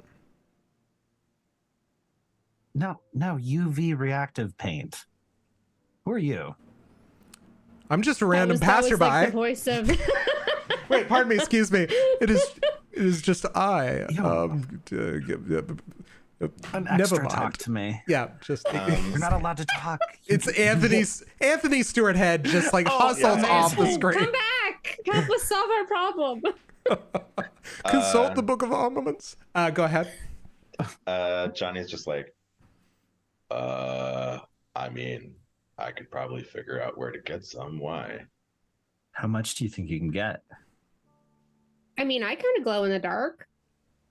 Yeah, but do you want to be spread all over the foodatorium floor? I've never tried that before. Also, we need you. Your glorious, regular, blobby self. I mean, I can also get the rest of the blob squad to spread themselves over the floor. Ooh, interesting. Solid backup. I think we should paint in UV paint so Solomon can't see it. We should paint this circle and we can install black lights in one of the chandeliers. Mr. Jeff? Yeah? Do you think your boyfriend will help us replace some of the bulbs in the chandeliers in the foodatorium? I don't know what you're talking about. We haven't discussed labels yet. The answer to your question is yes, but that is several conversations down the road. And frankly, that's kind of presumptuous for you as yes. I mean, you told us all about your first date already, so. Yeah, I mean, like you already overshared, so. I feel like you're coloring a lot of detail. You know what? It's not important. The answer is yes. There's a lot of clarifications I need to make as a teacher down the road, but yes, I think we can make that happen. If Solomon wants to turn it into one big ritual, let's make it one big ritual. We can even dress it up, make it look all extra spooky. And then he doesn't have to know that it's a big old binding circle. And I just kind of like it. I'm so proud of how metal you both are. Don't get carried away. This is a one-time thing. I want to get rid of this jackass, and then things are going back to normal. Don't get excited. No. Once you go metal, you don't go back. And on that note, we are going to take our 10-minute break as you guys... You got to stop us. So... It's the night of the Battle of the Bands. The lineup is together. The foodatorium is semi-packed. People are starting to trickle in. And the lists of bands is quite formidable. There's about at least 20, and there's some of the greats here. There's Susie and the Banshees, Camila Chupacabra, Billy Ghoulish. There is Dead Sheeran, Scary Styles, Lizzilla, Stink 182, punk band that is also zombies, Actual Dragons, and there is Floodvein fronted with Solomon the Wise and you guys. Also there, the spooky stylings of Weird Al Yankovic. Yeah, absolutely. There is also Beyonce, as well as The Weeknd. I'm contemplating murdering all of you. There's The Weeknd, but it's spelled W-E-A-K. Yeah. So I got like 20 of these. But yeah. What are you guys? Let me ask you this. Are you guys still Darkophagus? Oh yeah, no. I would never allow us to be anything else. Bloberella did advocate for Bloberella and the Thorns, though. And yeah, my question is, was she outvoted or did you just ignore this recommendation? I like that you just went. I would have just started like strumming really loudly and being like, "I'm sorry, I can't hear you." I just think it's like there's name recognition. There's name recognition. What? And then I like hit my like pedal and like the distortion gets much louder. Yeah. I think Tracy has actively written on a small whiteboard the Voorhees escape plan. But it just kind of like and tosses it over her shoulder. Absolutely. People say I'm a diva. Oh yeah, no. There's also the Goth Spring. Don't worry, Anarkitty, it's here. Do not encourage him. Okay, so where are you guys? Like, are you guys in the green room? Are you outside finalizing the preparations? What are you guys doing in the lead up? What's the green room of the foodatorium, Zach? I think it's just like a utility closet that's like extra big that's been like repurposed for like a waiting area for Is it the walk-in? Yeah. Oh yeah. Oh my god. Walk-in freezer? Yeah, it's the walk-in freezer. Like people are just like, most people like the more undead kind of like participants like don't mind, but at one point one of the Stink 182 guys goes, "All right, time to go play," and they high five and somebody's hand shatters and falls off, and they will go, "Oh shit, oh no, Todd, hold on, and just grabs his own arm and picks it up and lurches out. Like, we got a Def Leppard situation. No. Oh, shout out to the best drummer of all time. Yep. Can we also, they're not, I don't know if they're here or not, but can we just say the lunch ladies are the three fates? Oh yeah, the Furies. Oh my that's so god. good. Yeah, absolutely. I think I am backstage, not like in the green room, but like fully wherever I guess would be like the hallways behind the food-atorium. Because I have a plan to help out with this, which is if this cult is trying to get people in, I have taken up teacher chaperone security duty, and I have like. I think what we see is there's like a teacher probably standing by the like ticket counting, and we get a moment where I kind of walk up to them and I kind of give a whisper and sort of point in a direction. I'm trying to coordinate the teachers to like block things down and be like, it's a safety hazard. We really can't let the kids in while they're setting things up. It's kind of a big problem, and I'm trying to ensure that people can't get in to set up their own ritual and provide security on the outside. Yeah. Oh, absolutely. And I think that as you start getting set up for like start this arrangement, you just turn, and of course, just looming right behind you on schedule, Jason Voorhees, and then suddenly you just see him raise a hand, and in lieu of a machete, there's just a single long-stemmed rose. Which even with the thorn still on, he just very deftly snaps, but the top part takes the top part with the bulb and like a little bit of the stem and the leaves and just tucks it into the pocket of your suit, and thank you, just kind of like dusts off the shoulders on your lapels and your jacket before shing, pulls out a machete and then begins walking in the direction of the outside. You know what? That's great security. We've got security on the outside covered. We've got security. We're blocking off entryway. I think that the kids have the plan to get their things in order. Everything feels good. Everything feels under control. We smash cut to the backstage where you guys are preparing. What does that look like? I don't think I'm backstage. I think I'm out like watching. Oh wait, we're still in the setup phase, right? We're not like into the actual battle. Yeah, we're not into the actual battle yet. I think Johnny is just like restlessly pacing back and forth and like quietly trying to like reassure himself, psych himself up. Okay. So yeah, you're psyching yourself up. What about the other two, Tracy and Bloberella? Are you guys going through your own kind of preparations? Are you kind of like picking up the energy that like Johnny is giving off? I will say this also. Johnny's horns have grown like 6 inches and begun kind of like curving up. And it's almost like you could watch them grow the more he paces.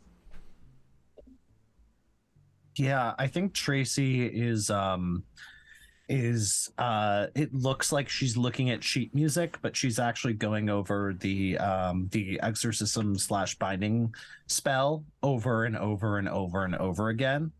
I think she's got it in a sheet music folder with a big like stylized Rip Monk on the front. Go Rip Monks! Go Rip Monks! Go Rip Monks! But if there's sometimes we just run into those things where I'm like, I want merch of that. Yeah, I know. That like we can make happen, though. Pants are a form of imperial oppression, as booty shorts is something I need in my life, and I just want a Rip Monk shirt. Okay, yeah, you are going over the ritual. You're kind of like going over this. Is there anything you are trying to do? Not fuck it up. Okay. Well, I will tell you this. If you want, this can be a move where you can gaze into the abyss to try to take one forward. Okay. Yeah, I'll do that. Yeah, roll with dark for me. 2d6. 2d6.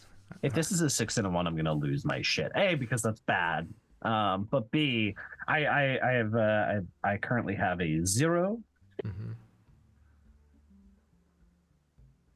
That is a 5 and a 1. Okay. So that's a 6. Oh my gosh. Well, Okay. it wasn't a 6 and a 1. Yeah, I think. But it's been getting a little weird. Okay. God, I would say mark down your Technically, failure, it's a but 5 and a fuck. But yeah, I will say this. I think that you are just. I think you're trying to come to some sort of revelation or some like you're on the like the edge of an epiphany. You can feel it, kind of like just running through your mind. It's right on the tip of it, and then you just hear, and that was the Smashed Pumpkins. I repeat, the Smashed Pumpkins, guys. And you just get lost in like the dumb puns that all these bands have, and also kind of like that, like kind of like Corgan-esque like wail at the end there, and you get kind of a little bit distracted, I'll say. You feel like there was something important that you're missing. I think I'm also gonna gaze into the abyss. Okay. Yeah. And yeah. My specific goal here is like this whole time, like in all of our sessions, this has happened at least once, where I can like hear Zolomon in me talking to me, or the you know, chanting or whatever, right? And like there's always some sort of background noise. Mm-hmm. I'm gazing into the abyss to try to, like, as much as possible, like mentally purge that presence from my brain. Okay. I think actually, I don't think this is gazing into the abyss. I think this is shutting someone down. Oh, okay. Yeah. So I would like you to roll with cold for me. And remember, that's unfortunate because I'm much worse at cold. I will tell you this. That said, you guys, all of you who rolled with gaze into the abyss, before, you can take one forward. Remember that. Oh. Can I step into this scene as this is happening? Yeah, absolutely. I would like to help out Johnny in this with one of my abilities, but also because I am the teacher who knows things at the right moment. I think I just step up. You all right, kid? Yeah, I'm fine. I'm just believe it or not, I think I'm trying to believe in myself. Well, listen. People a lot older than you, people a lot further along in their journeys than you are, have the same problems believing in themselves that you are having right now. The best thing that you can do is trust that you're not going to have all the answers. Trust that you're not going to know what you're doing, that there's no... This is going to sound corny, that there's no magic voice telling you what you need to do. And trust that you're going to be okay. Sometimes not knowing and not having the answer, it's the best you can hope for, and we're all going to figure it out anyway. Anyway, I know that's not applicable to your specific situation, and that's sort of just general life advice, but I thought that you might appreciate hearing it nonetheless.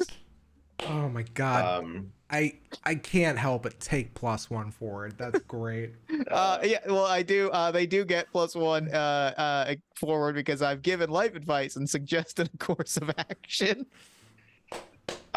Johnny, like, you know, mulls it over for a second and then says, like, thanks, Mr. Stormer. I appreciate it. And just know that pretty soon I kind of have a gift for you, too. All right. It's time. All right, so I'm going to roll. I guess now I have +1 instead of -1, combining those forwards. Yeah, go ahead. That's an 11. Woo! All right. When you gaze into the abyss, name what... Oh, wait, pardon me. Shutting someone down. I'm Roll shutting with someone cold. down. Yeah. On a 10 up, choose one from below. On a 7 to 9, choose one from below, but you come across poorly. They lose a string on you. If they have no strings on you, gain one on them. They gain a condition, or you take one forward. I think because this is the most delicious irony, Zalman has like used up his strings on me to try to like humiliate me. He doesn't have any. I'm gonna get a string on him. Excellent. I love this. So what does it look like as you tell off this diabolical kind of like presence in your mind? Because you do feel him there kind of like coiled and waiting like a snake ready to strike.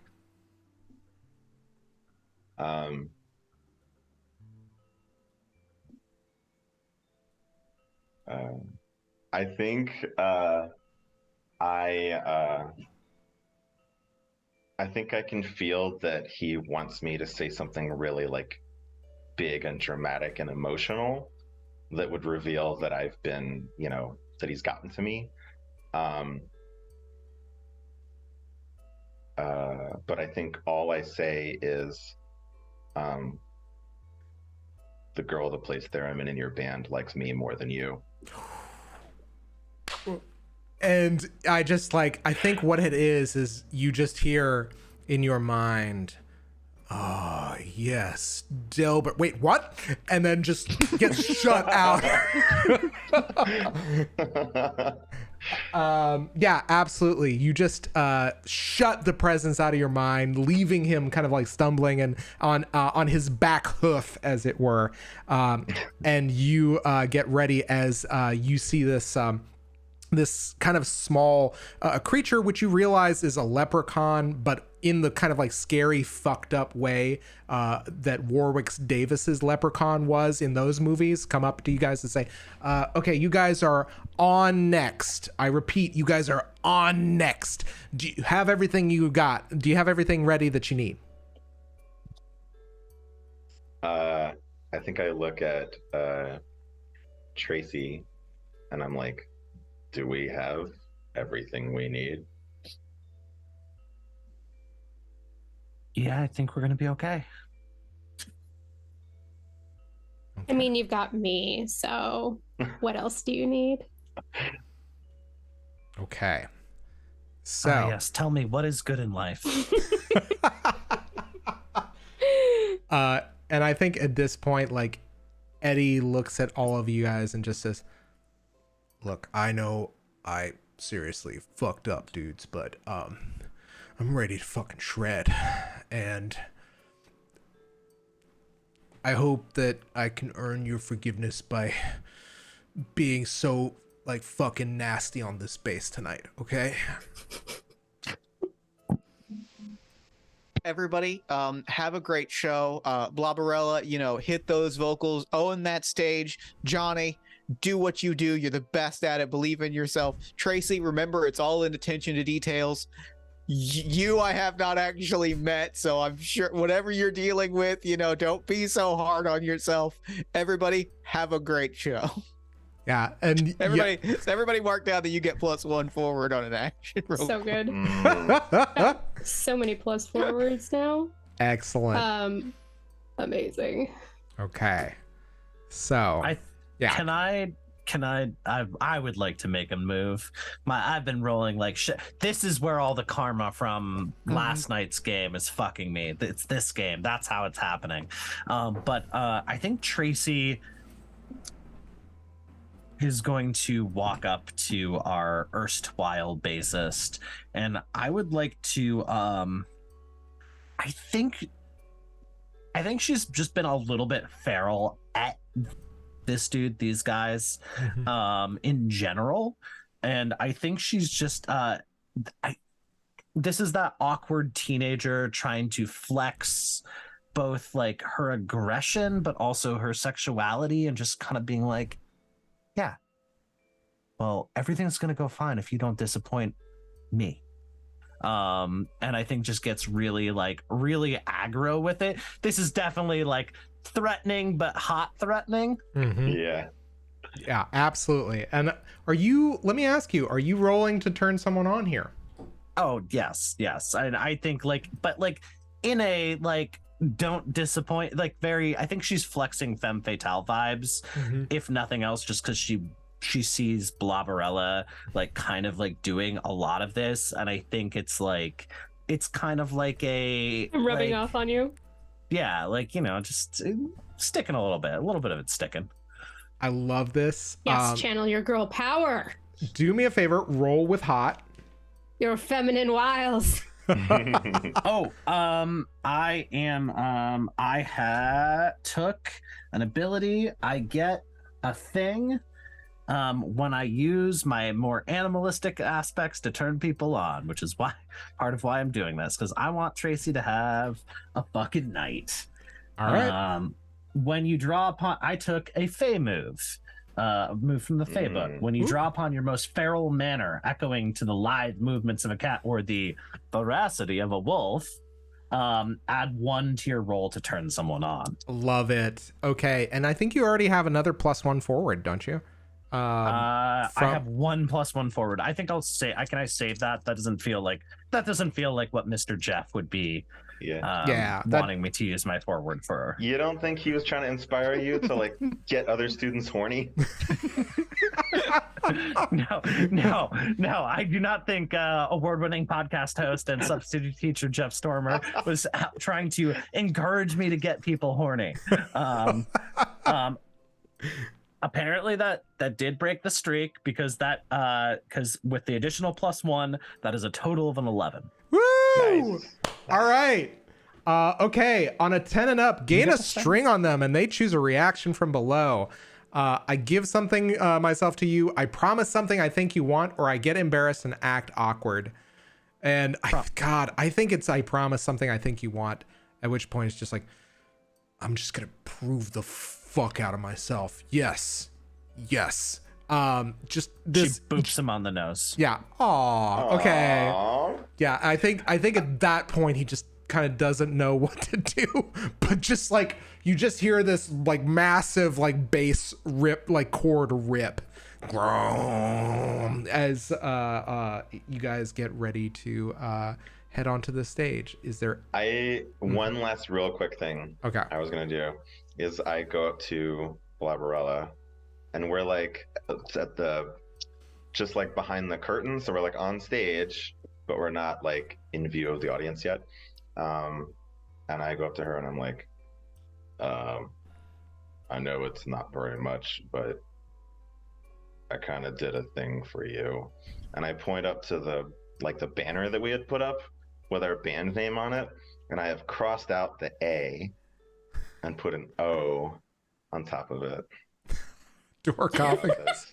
Dorkophagus. Oh my god. Bloberella is actually hugely excited about that. It's seriously? That kind of rocks. I'm not crazy about it, but I do kind of owe you a lot, so yeah. After all of this, and we banish a couple of demons, we prevent the apocalypse, I think we're even. Yeah. Excellent. Okay. I will say though, as we're going out to the stage, if Zalman is around, Bloberella is gonna glide effortlessly past him and just sort of give him, she can't give him a look because she has no eyes, but a figurative look, being boy, you have no idea how badly you fucked up. You could have had all of this, but you had to be a little bitch. And I think as you do that, there is just still I think that you just see the forked tongue slide out between his teeth, and kind of flicker before jumping back, and there's a smile on his face that says, I'm already getting everything I want. And then right after that, Johnny does an elaborate, reaching into his pocket and pulling out a middle finger and then acting real surprised that he found it there. And I think after that, a chalkboard slides over behind Solomon and like a hand reaches out from it and puts a hand on his shoulder. Baba, Baba do. Is there like a whole after-school club of just Bloberella's exes that get together? Is there like a little like group therapy? Baba do. I think it's like the league of really evil exes for I was gonna say, Bloberella. do you have 7 evil exes? I mean, we've named It's two oh my god, it's LOOZER, loser ex-boyfriends. Oh my god. yes. I love it. I love it. My power grows. I took psychic damage when that popped into my head. As did we all. Okay. So, you guys tell me, what does this opening salvo look like? Well, I've been waiting a whole month to say this. I know where this is going. So, Johnny goes up to the mic, and there's like extreme close up on his face at the mic, and he goes, I just want to say a quick thank you to Mr. Stormer. Mr. Stormer, this one is for you. And then it cuts to a flashback in black and white of Mr. Stormer handing a CD to Johnny and saying, you know, take a listen to this. I think you might find it really rocks. Oh, And then you cut back to Johnny's Don't face. do this. And he goes, this song is called If I Had $1 Million. And what you were the follows, chosen one, Johnny. and then what follows is a song that in no way resembles the Bare Naked Ladies If I Had $1 Million. It is just like a bunch of guitar shredding and like. All right. Okay. It's so funny. Yes. Okay.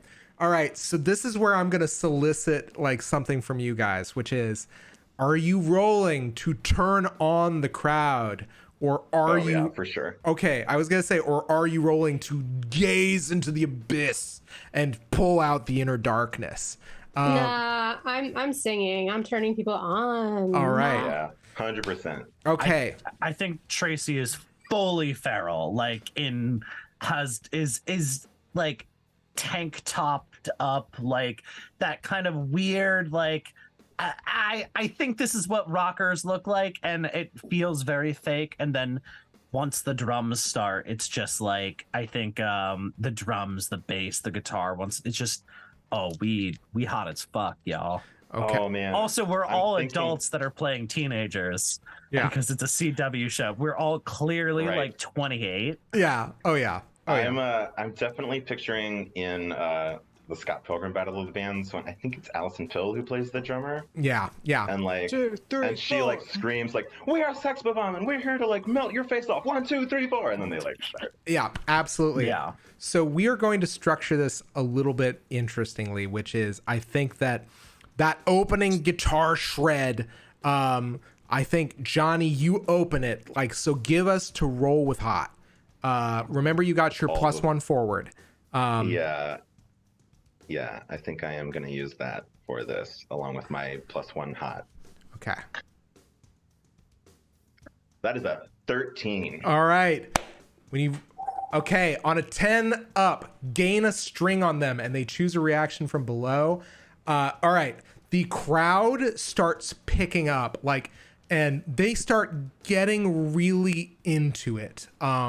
Like, I think immediately everybody was kind of like a little bit snoozed out from the Smashed Pumpkins. They were kind of like really kind of like unimpressed with Stink 182. So you guys just like, you open like hard, and there is a like just a real kind of like a real energy, a surge moving through the crowd. And that is when you hear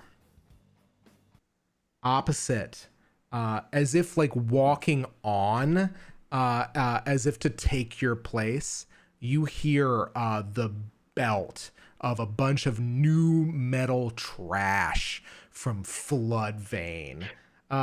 So I need to quickly change the music here. If I can find what was desperately want to know what you've chosen to inflict upon us, Zach. To approximate Floodvein. Yeah, I think. Oh my God, no! I think I didn't pick it. I am just gonna instead. I'm gonna just do this dumb shit here. So you guys. Yeah, exactly. Did they start rapping? Yeah, it's like I think it's kind of It's like new metal. Yeah, it's new metal. So like Zolomon like opens up with like this like channeling Fred Durst in the chocolate starfish and the hot dog flavored water with like a cultist doing his best West Borland. Yes, I listened to Limp Bizkit. That was my life. That was my reality. I've gotten better. Okay. There is one cultist without a shirt on and big star tattoos on the shoulders, evoking late 90s, early 2000s supergroup Crazy Town, known for their single Butterfly. Yeah, exactly. There is barbed wire wrapped around one bicep, unironically, and a tribal tattoo. What tribe? You don't know. It doesn't make a difference. And what was it? An unfortunate number of tribal tattoos. Yeah. So yeah, absolutely. They just start shredding. And I'm gonna freaking get closer to the mic and start wailing like full blown Agretsuko now. Yeah. Oh yes. Absolutely. I will tell you this. I'm gonna set a threshold for successes because I don't roll dice. But I will tell you this. Go ahead and roll with hot now because we're gonna switch that over. You start rocking back. What does that sound like? I'm gonna start surprisingly doing a mix of like death metal screeching mixed with like I'm trying to think like how would singing work if you're a blob, but let's not get into that. Let's just say she's got a crazy two-toned range because if you don't have like lungs or technically and mouth, you can have many mouth and much range. Yeah. That's the scientific way of saying it. Some in-depth harmony work. Yeah, I can like you can self-harmonize with myself a little bit. I can also continue doing like death screeching as well as like maybe doing a little bit more, hitting them with some more symphonic, melodic singing at the same time. Mm-hmm. I feel like Tracy's probably giving you backup vocals as Hell well. yeah. Like extremely bass werewolf roar backup vocals, which Are are you like slowly turning into Max? That's what I was hoping for. Yeah. I think the line is a little bit blurry. Yeah. I love it. I'm gonna am I rolling? Bloberella, Yeah. would you say that you are currently both parts of Bring Me to Life by Evanescence Yes. simultaneously? I am exactly that. Yeah. Oh my God. Yes. Okay. I am quite literally the thing that is being brought to life. All right. Once again, roll with hot. Yeah. Okay, I have a +1 forward, so can I add a dice to that, or it just gets added as a point? You just add 1 point. 1 point. Yeah. Add a point. We've been playing too much Blades in the Dark. Yeah, that'll be a 14. Okay. What does it sound like as you rock their I'm faces the off? queen of this fucking school. Yeah. I was gonna say what is the Blob Squad doing? Are they in the crowd? Are they like doing backing vocals? Are they like dancing? That they were like not cool with me doing this, and we're probably going to be devising a way to bring about my downfall. But once again, you do not fuck with Bloberella. Bloberella fucks with you. Yeah. So it's just like they're probably doing some sort of whisper, like, "Oh my God, it's so dorky, isn't it?" Like she's really slumming it out there, and then then the vocals start, and everyone is not paying attention to them anymore. Yeah, and I think almost like by virtue of the power of like your psychic connection, you like with all of these the Blob Squad members, that you just kind of like see them kind of like almost undulating in time, like almost like what is head banging without any hair to head or head to bang? It's wiggling. Yeah, exactly. It's like just doing the worm. Yeah, exactly. It's a bunch of wiggling. It's going nuts.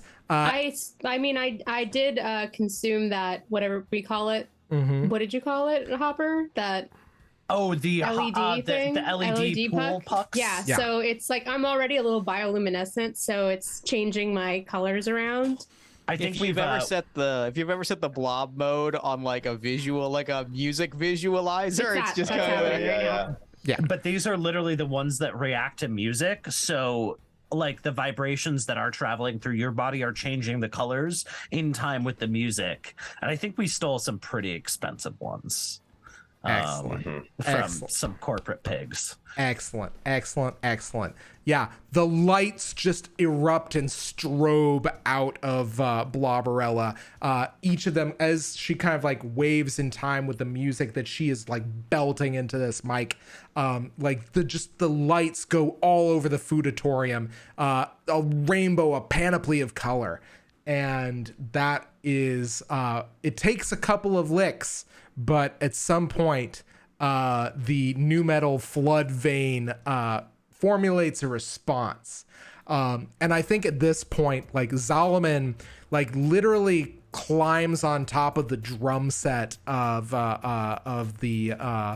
Floodvein, and in the same time just moves to also kind of like step 1 foot like gingerly on the theremin platform where Sadako is like wailing the tone, and he modulates his demonic infernal voice to modulate with the theremin, and begins screaming like the equivalent of like in Infernal "Get Naked" by Limp Bizkit.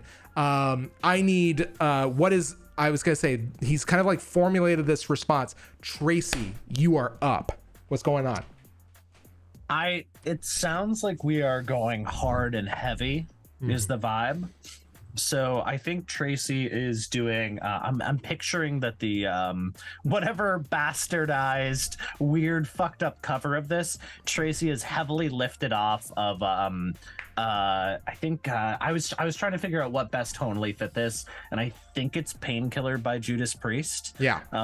So like off the drums off that. So it is intense. And she's bitten off a lot, but you're literally watching as I think you can see that Tracy's body is doing some things that don't look comfortable, as she is like kind of at this weird halfway point where like Max is it Max, is it Tracy? Unclear. Yeah, go ahead, roll with hot, because once again you are trying to like amp up the volume, amp up the energy, and get this crowd going. The crowd is beginning to go nuts. It's not like a frenzy. It's not like a kind of like a stampede or anything, but people are out of their chairs. They're kind of like not milling around. They're getting into it. Roll for me. All right. Do you think that this allows for the wild hunt? I don't know, being half werewolf. Yeah, I will tell you this. This is wild hunt. Go ahead. Okay, moment of truth. I have to remove a pencil, and this is either going to be an extremely good roll or an extremely shitty roll. It's all good. We believe in you. What you got? It's an extremely shitty roll. Okay. But I want you to know it's a 6 and a 1 because life is a nightmare. It's a total of that's a total of 9. Okay, on a total of 9. Did you count the plus? Did you count your +1 forward in that? All right, just check. 6 and a 1, and then I have plus. Oh, actually, it's hot. A total of 10. All right. Because I have hot 1, +1 from Wild Hunt, and +1 forward. Yeah. That's a total of 10. Yeah, absolutely. Also, those dice are banished. I'm running out of D6s, y'all. Yeah. Seriously. I think what happens is you just see, like, describe what it looks like when you just go ape on these drums and like wolf out at the same time. I think, yeah, you're seeing, you are seeing that Tracy is just going absolutely buck wild. Just, I think, just amping it up to the point where, like, it might be a little bit obnoxious. Like, the tempo is hitting, getting real speedy there.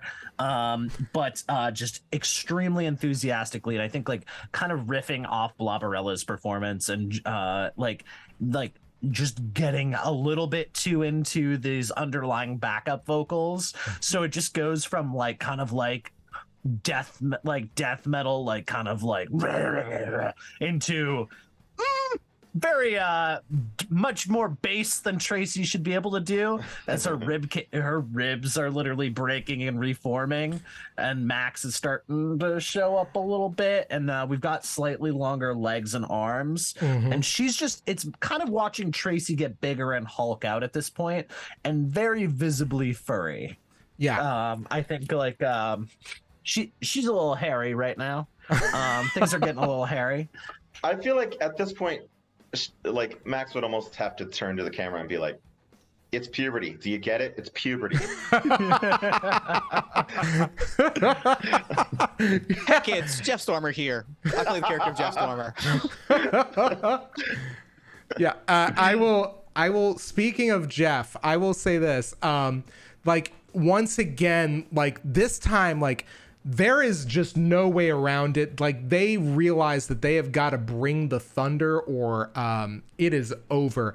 Because like there have been thus far like 3 successes as the light pucks like reach out. Like I think at this point the UV lights, unless I'm like taking license here, the UV lights switch on. And I think I feel like Jeff is the one that triggers the. Mr. Stormer is the one that triggers the UV lights. Yeah. In fact, I will say this, Mr. Stormer.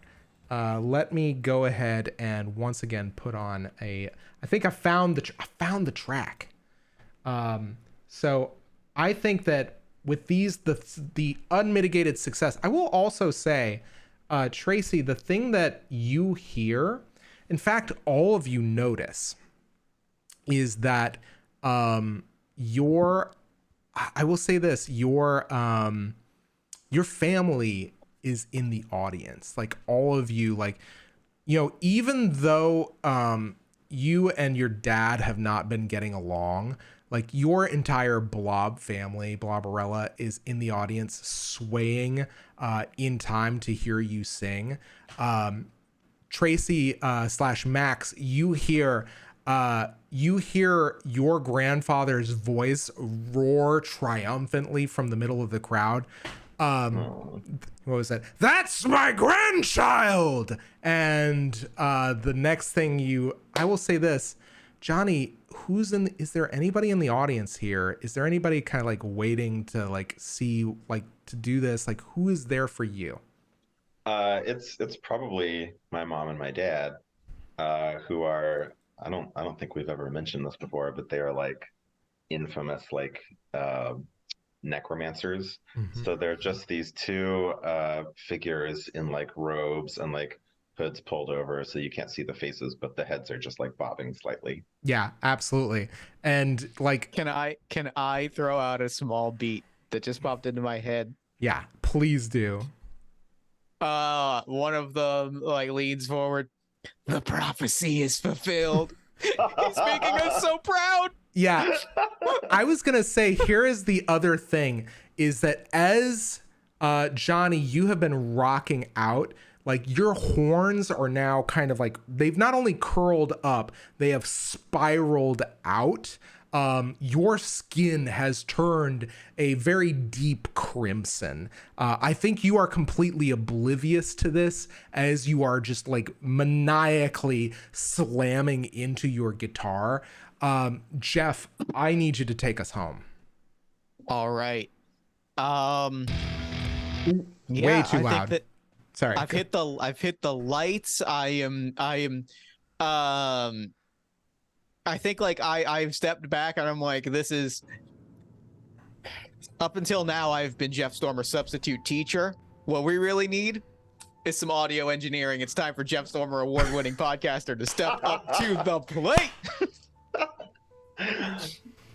And I grab a little soundboard and I'm doing DJ things. Yeah, absolutely. Oh my God. Yes. Like you're working with like, you've got like a stream deck set up that's also tied to like all of your event management, your lights, everything. Like, what does this look like? I will tell you this also, Jeff, is like you see the doors open and you just see Jason Voorhees in slow motion, like cutting a swath through what looks like dozens of cultists trying to get in past him into the foodatorium. He is just like, I think that he's kind of like being overwhelmed. He's holding them off. You have split seconds. What are you doing here? I give him a point, like a classic like DJ point, and I slide up some dials to just get our volume and our sound to like maximize, to just let out that one final blast that is the closing bit of our ritual. Okay. All right. So this is my thing, is I think this one is gazing into the abyss. Unless you have a different move here. No, I don't think so. I think that feels right. And so that is what, cold, or what is that, dark? That is dark. I will also say, I will argue that you could be moving to shut someone down here. But but at the same time, I'll leave this to you guys. Whatever works, tell me here. I think shutting down makes sense here. I think that feels like a good closing. That feels like the final punch, right? Because we're literally shutting down the demon that is like Azeroth that is about to step through this gate. Yeah, absolutely. Right. Yeah, and I will say this, as like each of you have like been rocking out this hard, there is an aperture that is opened in the air between the two bands that is just a complete like black hole of darkness, and from out of it you just see two clawed hands like grabbing either side of it as if to pull itself through. Everything seems to be like almost like a puncture in a vacuum of like a hull. You see everything flying out, trying to like out of this, people being pulled towards it as if to try to like resist like its opening and its like puncture into our universe. You are also seeing a smaller form seemingly trying to kind of like climb up with a set of spiraling horns. Jeff, I need you to make your roll right now. Okay. That is, oh baby, that's an 11. Okay, so as like you see Astaroth's like horrifying curling horned head poke through the aperture, and as like you do this, you just see him kind of like turn his attention not at Solomon the Wise, but instead looking at Johnny very intently, a smug kind of smile on his face, before you see the smaller form that has leapt out, which seems to be a bespectacled, berobed, and horned Principal Schneider, aka Rick Moranis, who turns, looks at the Astaroth and begins kind of like willing him back into the portal as if to assist all of you. And not only that, you see him gesture, and you just see, I think, Solomon also kind of like trying to cling on to the drum kit and like this heavy theremin bass as he is also being pulled towards the aperture. You realize that like Schneider is once again trying to avert something, assisting you guys in this case. But with that 11, describe how this ritual goes off without a hitch. I think I pull back and like I see everyone getting sucked into the portal, and I'm like, we just need one. And I give a meaningful look over to Johnny on guitar, and I'm just like, let it rip.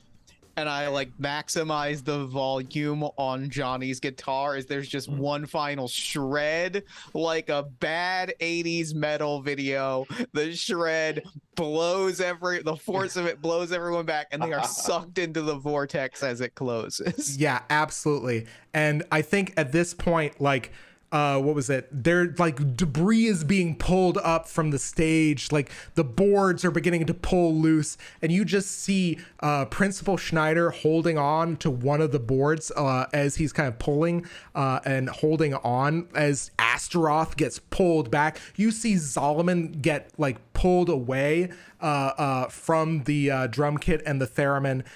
Sadako has phased off of the stage and is like actually closer to y'all's band now, and is actually kind of gripping onto you tightly, Johnny. And at this point, you see Solomon fly into the aperture, ass over tea kettle, float like flipping in the air, and you see Principal Schneider looks at you, Jeff, holding onto the board, grabs on with his left hand, freeing his right before he looks at you and gives a meaningful stare and gives you a thumbs up before letting go and floating back into the aperture, where it closes with the closing of the ritual.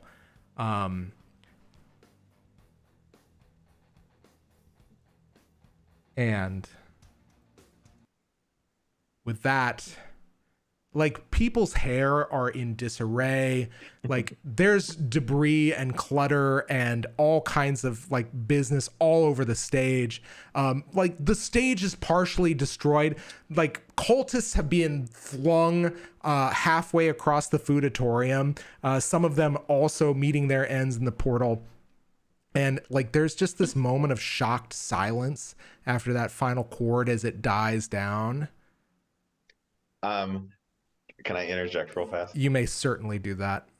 Johnny just goes, like, there's like total silence now because the speakers are blown and everyone's just like, in shock. And Johnny just goes into the mic. We've been Dorkophagus. Thank you.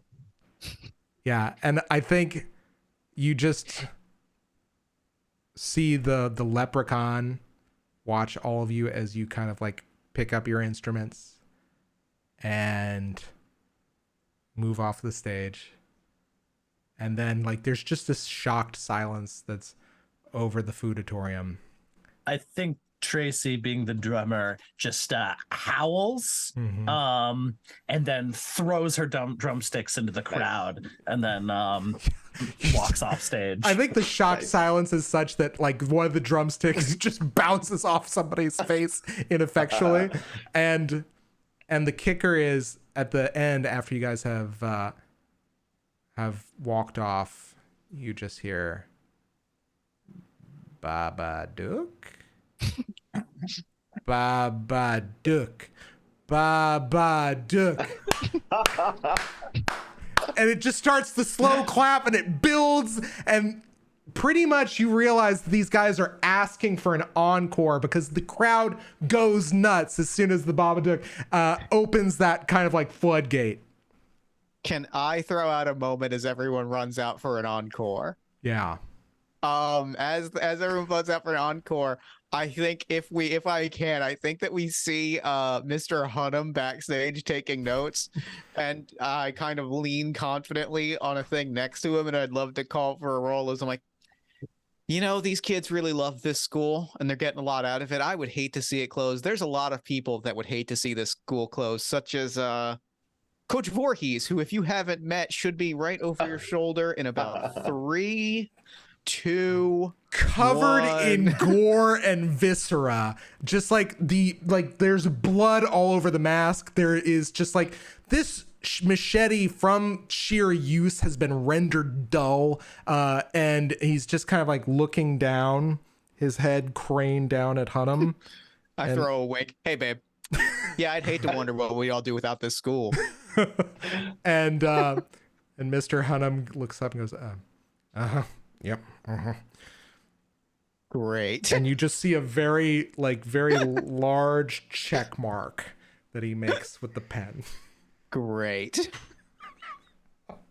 At which point I think all of you, after your encore, and I'm just gonna open this up for fun. What is the song you guys play for your encore? I'll let you guys decide because I decided the first one.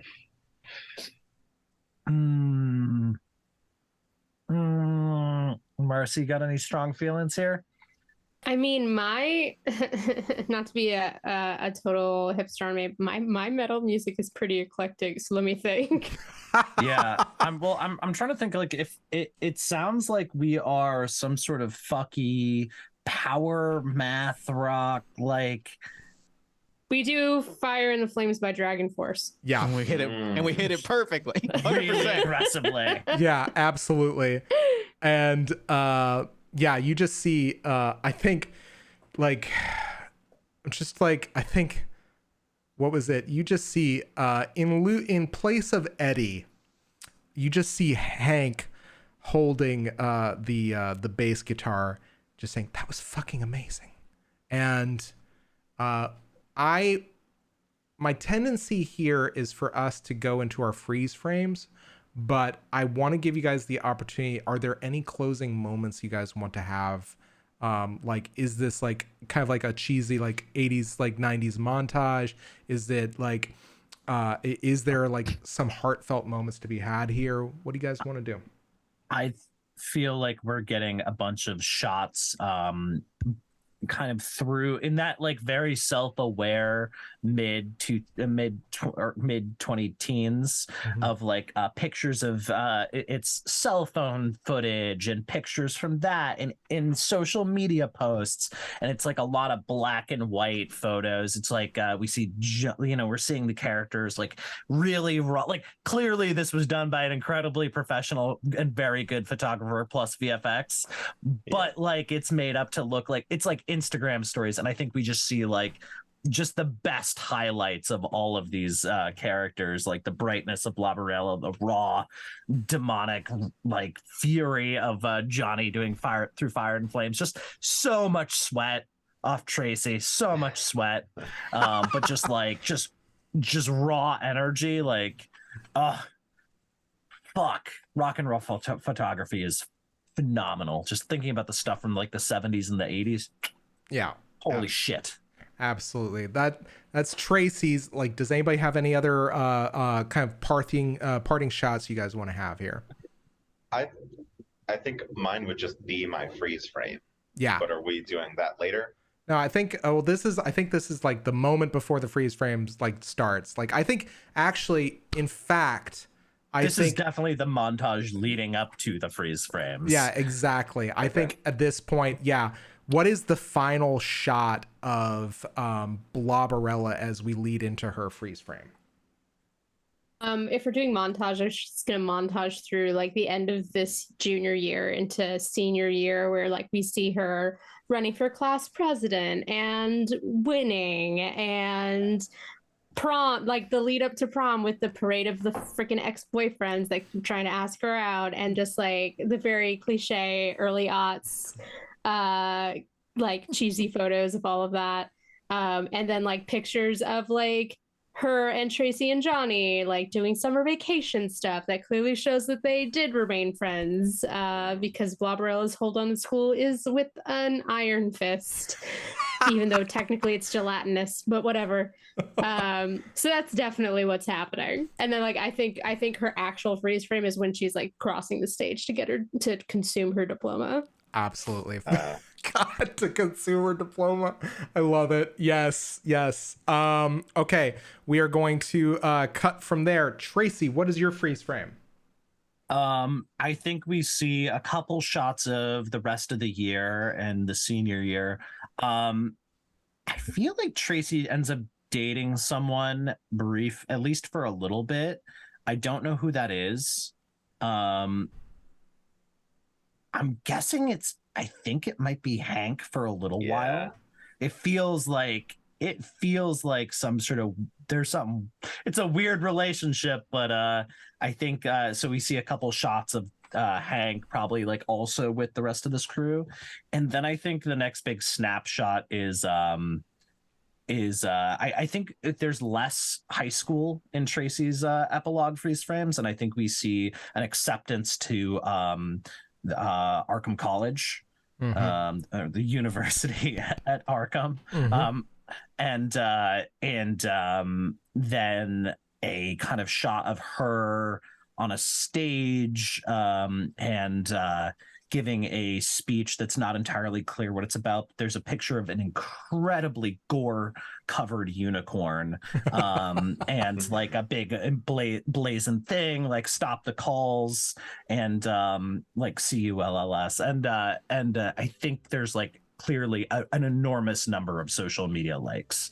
Like she clearly became some sort of ecological rights influencer. I love it. Absolutely. We're going to smash cut to Jeff. What's your freeze frame? My freeze frame is we see like a series of shots around the school of other like civic events. Like we see prom, and we see the like a bake sale, and it's all just like extremely dorky. I'm giving the same like over enthusiastic thumbs up in all of them. And the final shot is a summer vacation shot that we see like a while after, and it's Jeff and it's Coach Voorhees together, and it's the two of them together. They stop by together. We get them in front of a Camp Crystal Lake sign, and they're giving a thumbs up. And that is the final shot. That's where we get Jeff's freeze frame. Excellent. I love it. Absolutely. I can't follow that. What have you done? Yeah. We also have a couple of freeze frames left over. From Bill, we received Victor Karloff's freeze frame, who has just been, I think his freeze frame the entire time has been just him listening to the music going, "Arr!"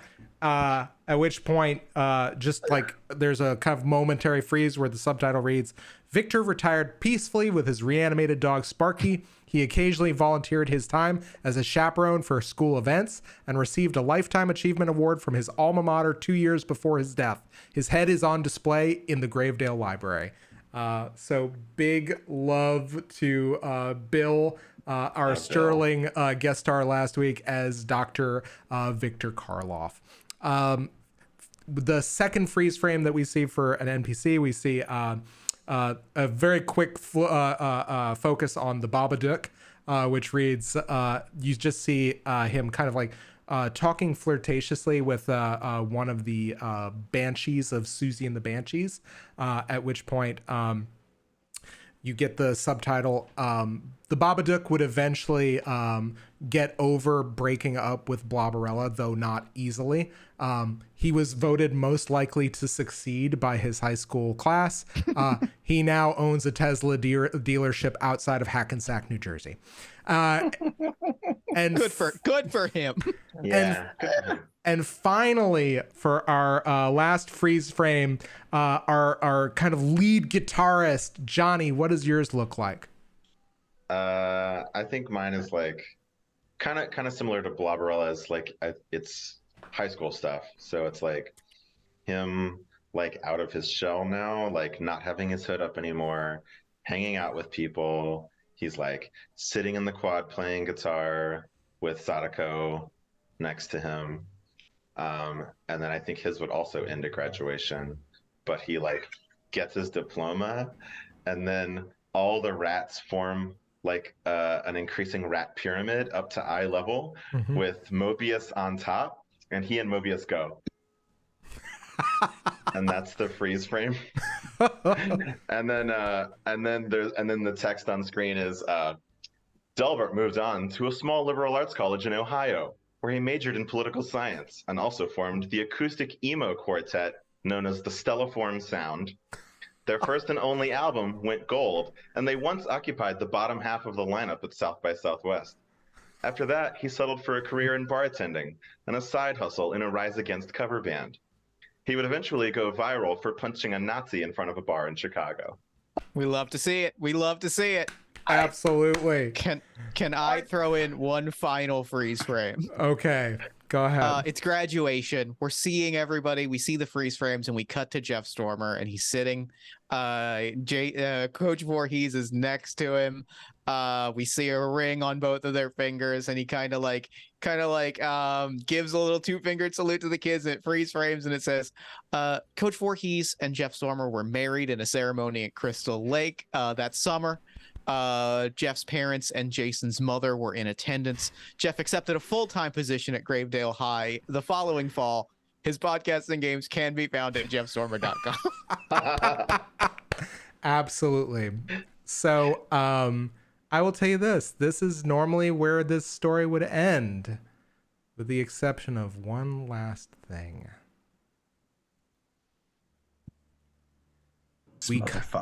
We smash cut into the bowels of the abyss, into hell, where Solomon is standing kind of cautiously, now fully demonic, with spiraling horns, bright crimson skin, gouges in his flesh, as the towering titanic form of Astaroth, Duke of Hell, looks down at him. Well, I just want to say I'm very grateful for the attempt. I'm very happy with the progress that you've made in converting my son over to our ways. I have every bit of confidence that I will reach him eventually. The teenage years, adolescence, is a very hard time. And Zalman just looks up at him and just says, "Oh, thank you my gracious Lord Duke. I'm grateful to hear that you are taking mercy upon me." "Oh, yes, of course. I appreciate the effort. Now, the reward we spoke of, yes, you're gonna really love this. I need you to flay yourself right in front of me right now." At which point, Solomon says, "Yes, Duke." And Lord Astaroth, the camera kind of pans away from this kind of like over descriptive sound and gratuitous screaming. It fades into the background as Astaroth looks out onto the sea of the damned before him, out the window of his spiraling horn tower. And he says, "Don't worry, son. Soon, one day, all of this will be yours as well." And that is where we end season 2 of Gravedale High. Gotta leave him wanting more. Goddamn. Yeah, absolutely. Wow. Guys, this has been nuts.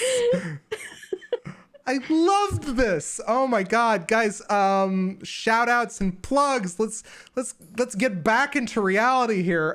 Chris, shout outs and plugs. Man, I don't even know where to start.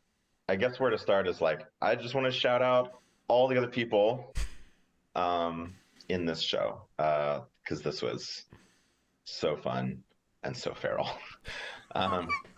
For plugs, I would say if you enjoyed listening to me be angsty, you can read a whole book of me being angsty. There's a book called Us in Pieces that I wrote with my friend Tasha Cotter. You can find it on Amazon, most of the big book websites. No monsters in it, except for regret about the past. And you should read it. Excellent. Moving on down, Hopper. Shout outs and plugs. Yeah, I'd like to shout out a really cool person. It's a really shame he couldn't be here today, but I'd like to shout out Jeff Stormer of the Party of One podcast and All My Fantasy Children. Jeff Stormer's a fictional character, Hopper. You should really get that into your head. Look, it's a meta joke, guy. I don't know. It's a meta joke, Jeff. Yeah, I know Jeff Stormer's a fictional character. All right. Look, let me have this. All right, fair. But All My Fantasy Children is also one of my absolute favorite podcasts. It's my comfort and happy place. It's like a warm cup of tea for world building. And that's my shout out. Plug is I don't know, I'm gonna be lazy. I'm only gonna plug my own shit today. I've got 2 other cast members of all of my other stuff on here. So if you would, I'm gonna plug myself, and myself being the Legend Tree, where you can where I do occasionally produce my own stuff. If you like dark and gritty, oh boy, do I have some suggestions for you. You should check out our show Dark Visions. Dark Visions, Not All Monsters Are From the Manual, where some of the sweetest people I know, including our guest star last week, Bill, play the most monstrous, fucked up characters. Do you like cannibals? We've got cannibals. Do you like really intense PvP interaction? We've got that too. It is a dark and gritty 5e game that is I'm learning how to produce stuff and run stuff at the same time. And shout out to Zach, because that shit is really fucking hard. Thank you. Jeff, shout outs and plugs. Hello, everyone. My name is Jeff Stormer. I am the Great Clown Pagliacci of Tabletop RPG Podcasting, and it is a joy to be able to say that again. You can find all of my work at jeffstormer.com. You can find me on Twitter at PartyOfOnePod. And a thing that I want to shout out is I would like to shout out a little show on a Stretch stream called Manapot Studios that is Streets of Gotham, which is a show that airs every other Monday on Manapot Studios. It is a group of Gotham City hench people doing crimes and having a great time. And also a little show, an award-winning Twitch stream called Hole in the World, which is every other Sunday, also on Manapot Studios, an Invisible Sun stream. Some wonderful people play in it. It is a bunch of people that I like playing games, which is my favorite thing in the world. They are all tremendously fun and talented, and those are the things that I would like to shout out. Because I've talked enough about my shit over the last 4 weeks. Their shit is great, and you should all be checking it out. Awesome. Marcy, shout outs and plugs. Do we have any left? My goodness. I'll do my normal programming schedule stuff. How about that? There we go. Because everybody's amazing. Check out everything that they do. Jesus Christ, do we play games with talented people? Anyway, I'm Marcy. I'm somehow involved in all of this. Who knows how that happened? You can find me most places around the internet under the username Experimental Madness. I'm technically on Twitter, but I'm never on Twitter. The last tweet was about 3 years ago. I did check. Oh, God. It's useless to find me there. I shall never be there. I value my mental health too much. But yeah, speaking of all this cool stuff we have on Manapod Studios, let me tell you when you can find those shows. So we have A Hole in the World, which is every other Sunday at 4:30 p.m. right here on this channel. And then Streets of Gotham, as Jeff helpfully mentioned, is every other Monday. And in fact, our first season finale is going to be 2 weeks from now. I'm not scared. It's going to be fine. Everything should be fine now. It's just the finale. But, you know, all of that stuff is on YouTube. So if you need to binge episodes to catch up, you should check out Manapod Studios' YouTube channel. We also have some past Flights of Fandom episodes up there, too, and Hole in the World episodes. You can just binge everything if that's what you prefer. And check out our Discord, where you can find more of our calendar and see what's happening. And if you want to play games with us, you should email us and do all of the above. If you want to pitch a game that you want to run, also you should do that. The more people that join this crazy group, the better. Whew! So much stuff is happening. And since this was the last October flight, then I can tell you about November's flight. We will be skipping next week. We will be dark next Tuesday, but we will be back just that following Tuesday with our X-Men themed flight. We're all going to be playing teenagers again, but this time with superpowers and a need to kill Nazis. It'll be great. It's exactly what you want in an X-Men show. Because I think we need some reminders about what X-Men is supposed to be about. I'll get off the soapbox now. Love it. What was it? Yeah, I was gonna say, like, the lesson we learned was the Nazis we killed along the way. Yes. Guys, for my own part, I will shout out that for The Hole in the World, we are actually going to have a development mode scene, so a side scene, which is going to be a brief episode coming up that I think is going to be between Marcy and I. We're going to record it later this week, and it should be fun because this is going to be the first time that we get to debut a side scene on video on the channel, so should be fun. Should be a brief little snack before we return to our full cast episode. Other than that, I do want to shout out the fantastic guys that and chatters that have been with us so far during this flight. Sure. We've got Cole Drake, my God, thank you so much. Anarchitty, Athivi, we saw you. I appreciate the brutal because that's what I was going for. Octopus Dotem, always great to see you guys in chat. So grateful that you guys got to hang out with us. We had so much fun playing this show. This is definitely in my all-time top 5 for sure. And we've done a lot of flights, so that's a pretty good figure. I can't wait till we get a chance to do this again next year's for Frights of Fandom. But in the meantime, guys, hang out with us on Discord. Check out our stuff on YouTube. Check out our Twitch channel and all of our fantastic shows. Play more games. Play games with us when you can. And in the meantime, be well and have a happy Halloween. Be gay, do crime, punch Nazis. And all that too. Good night, guys.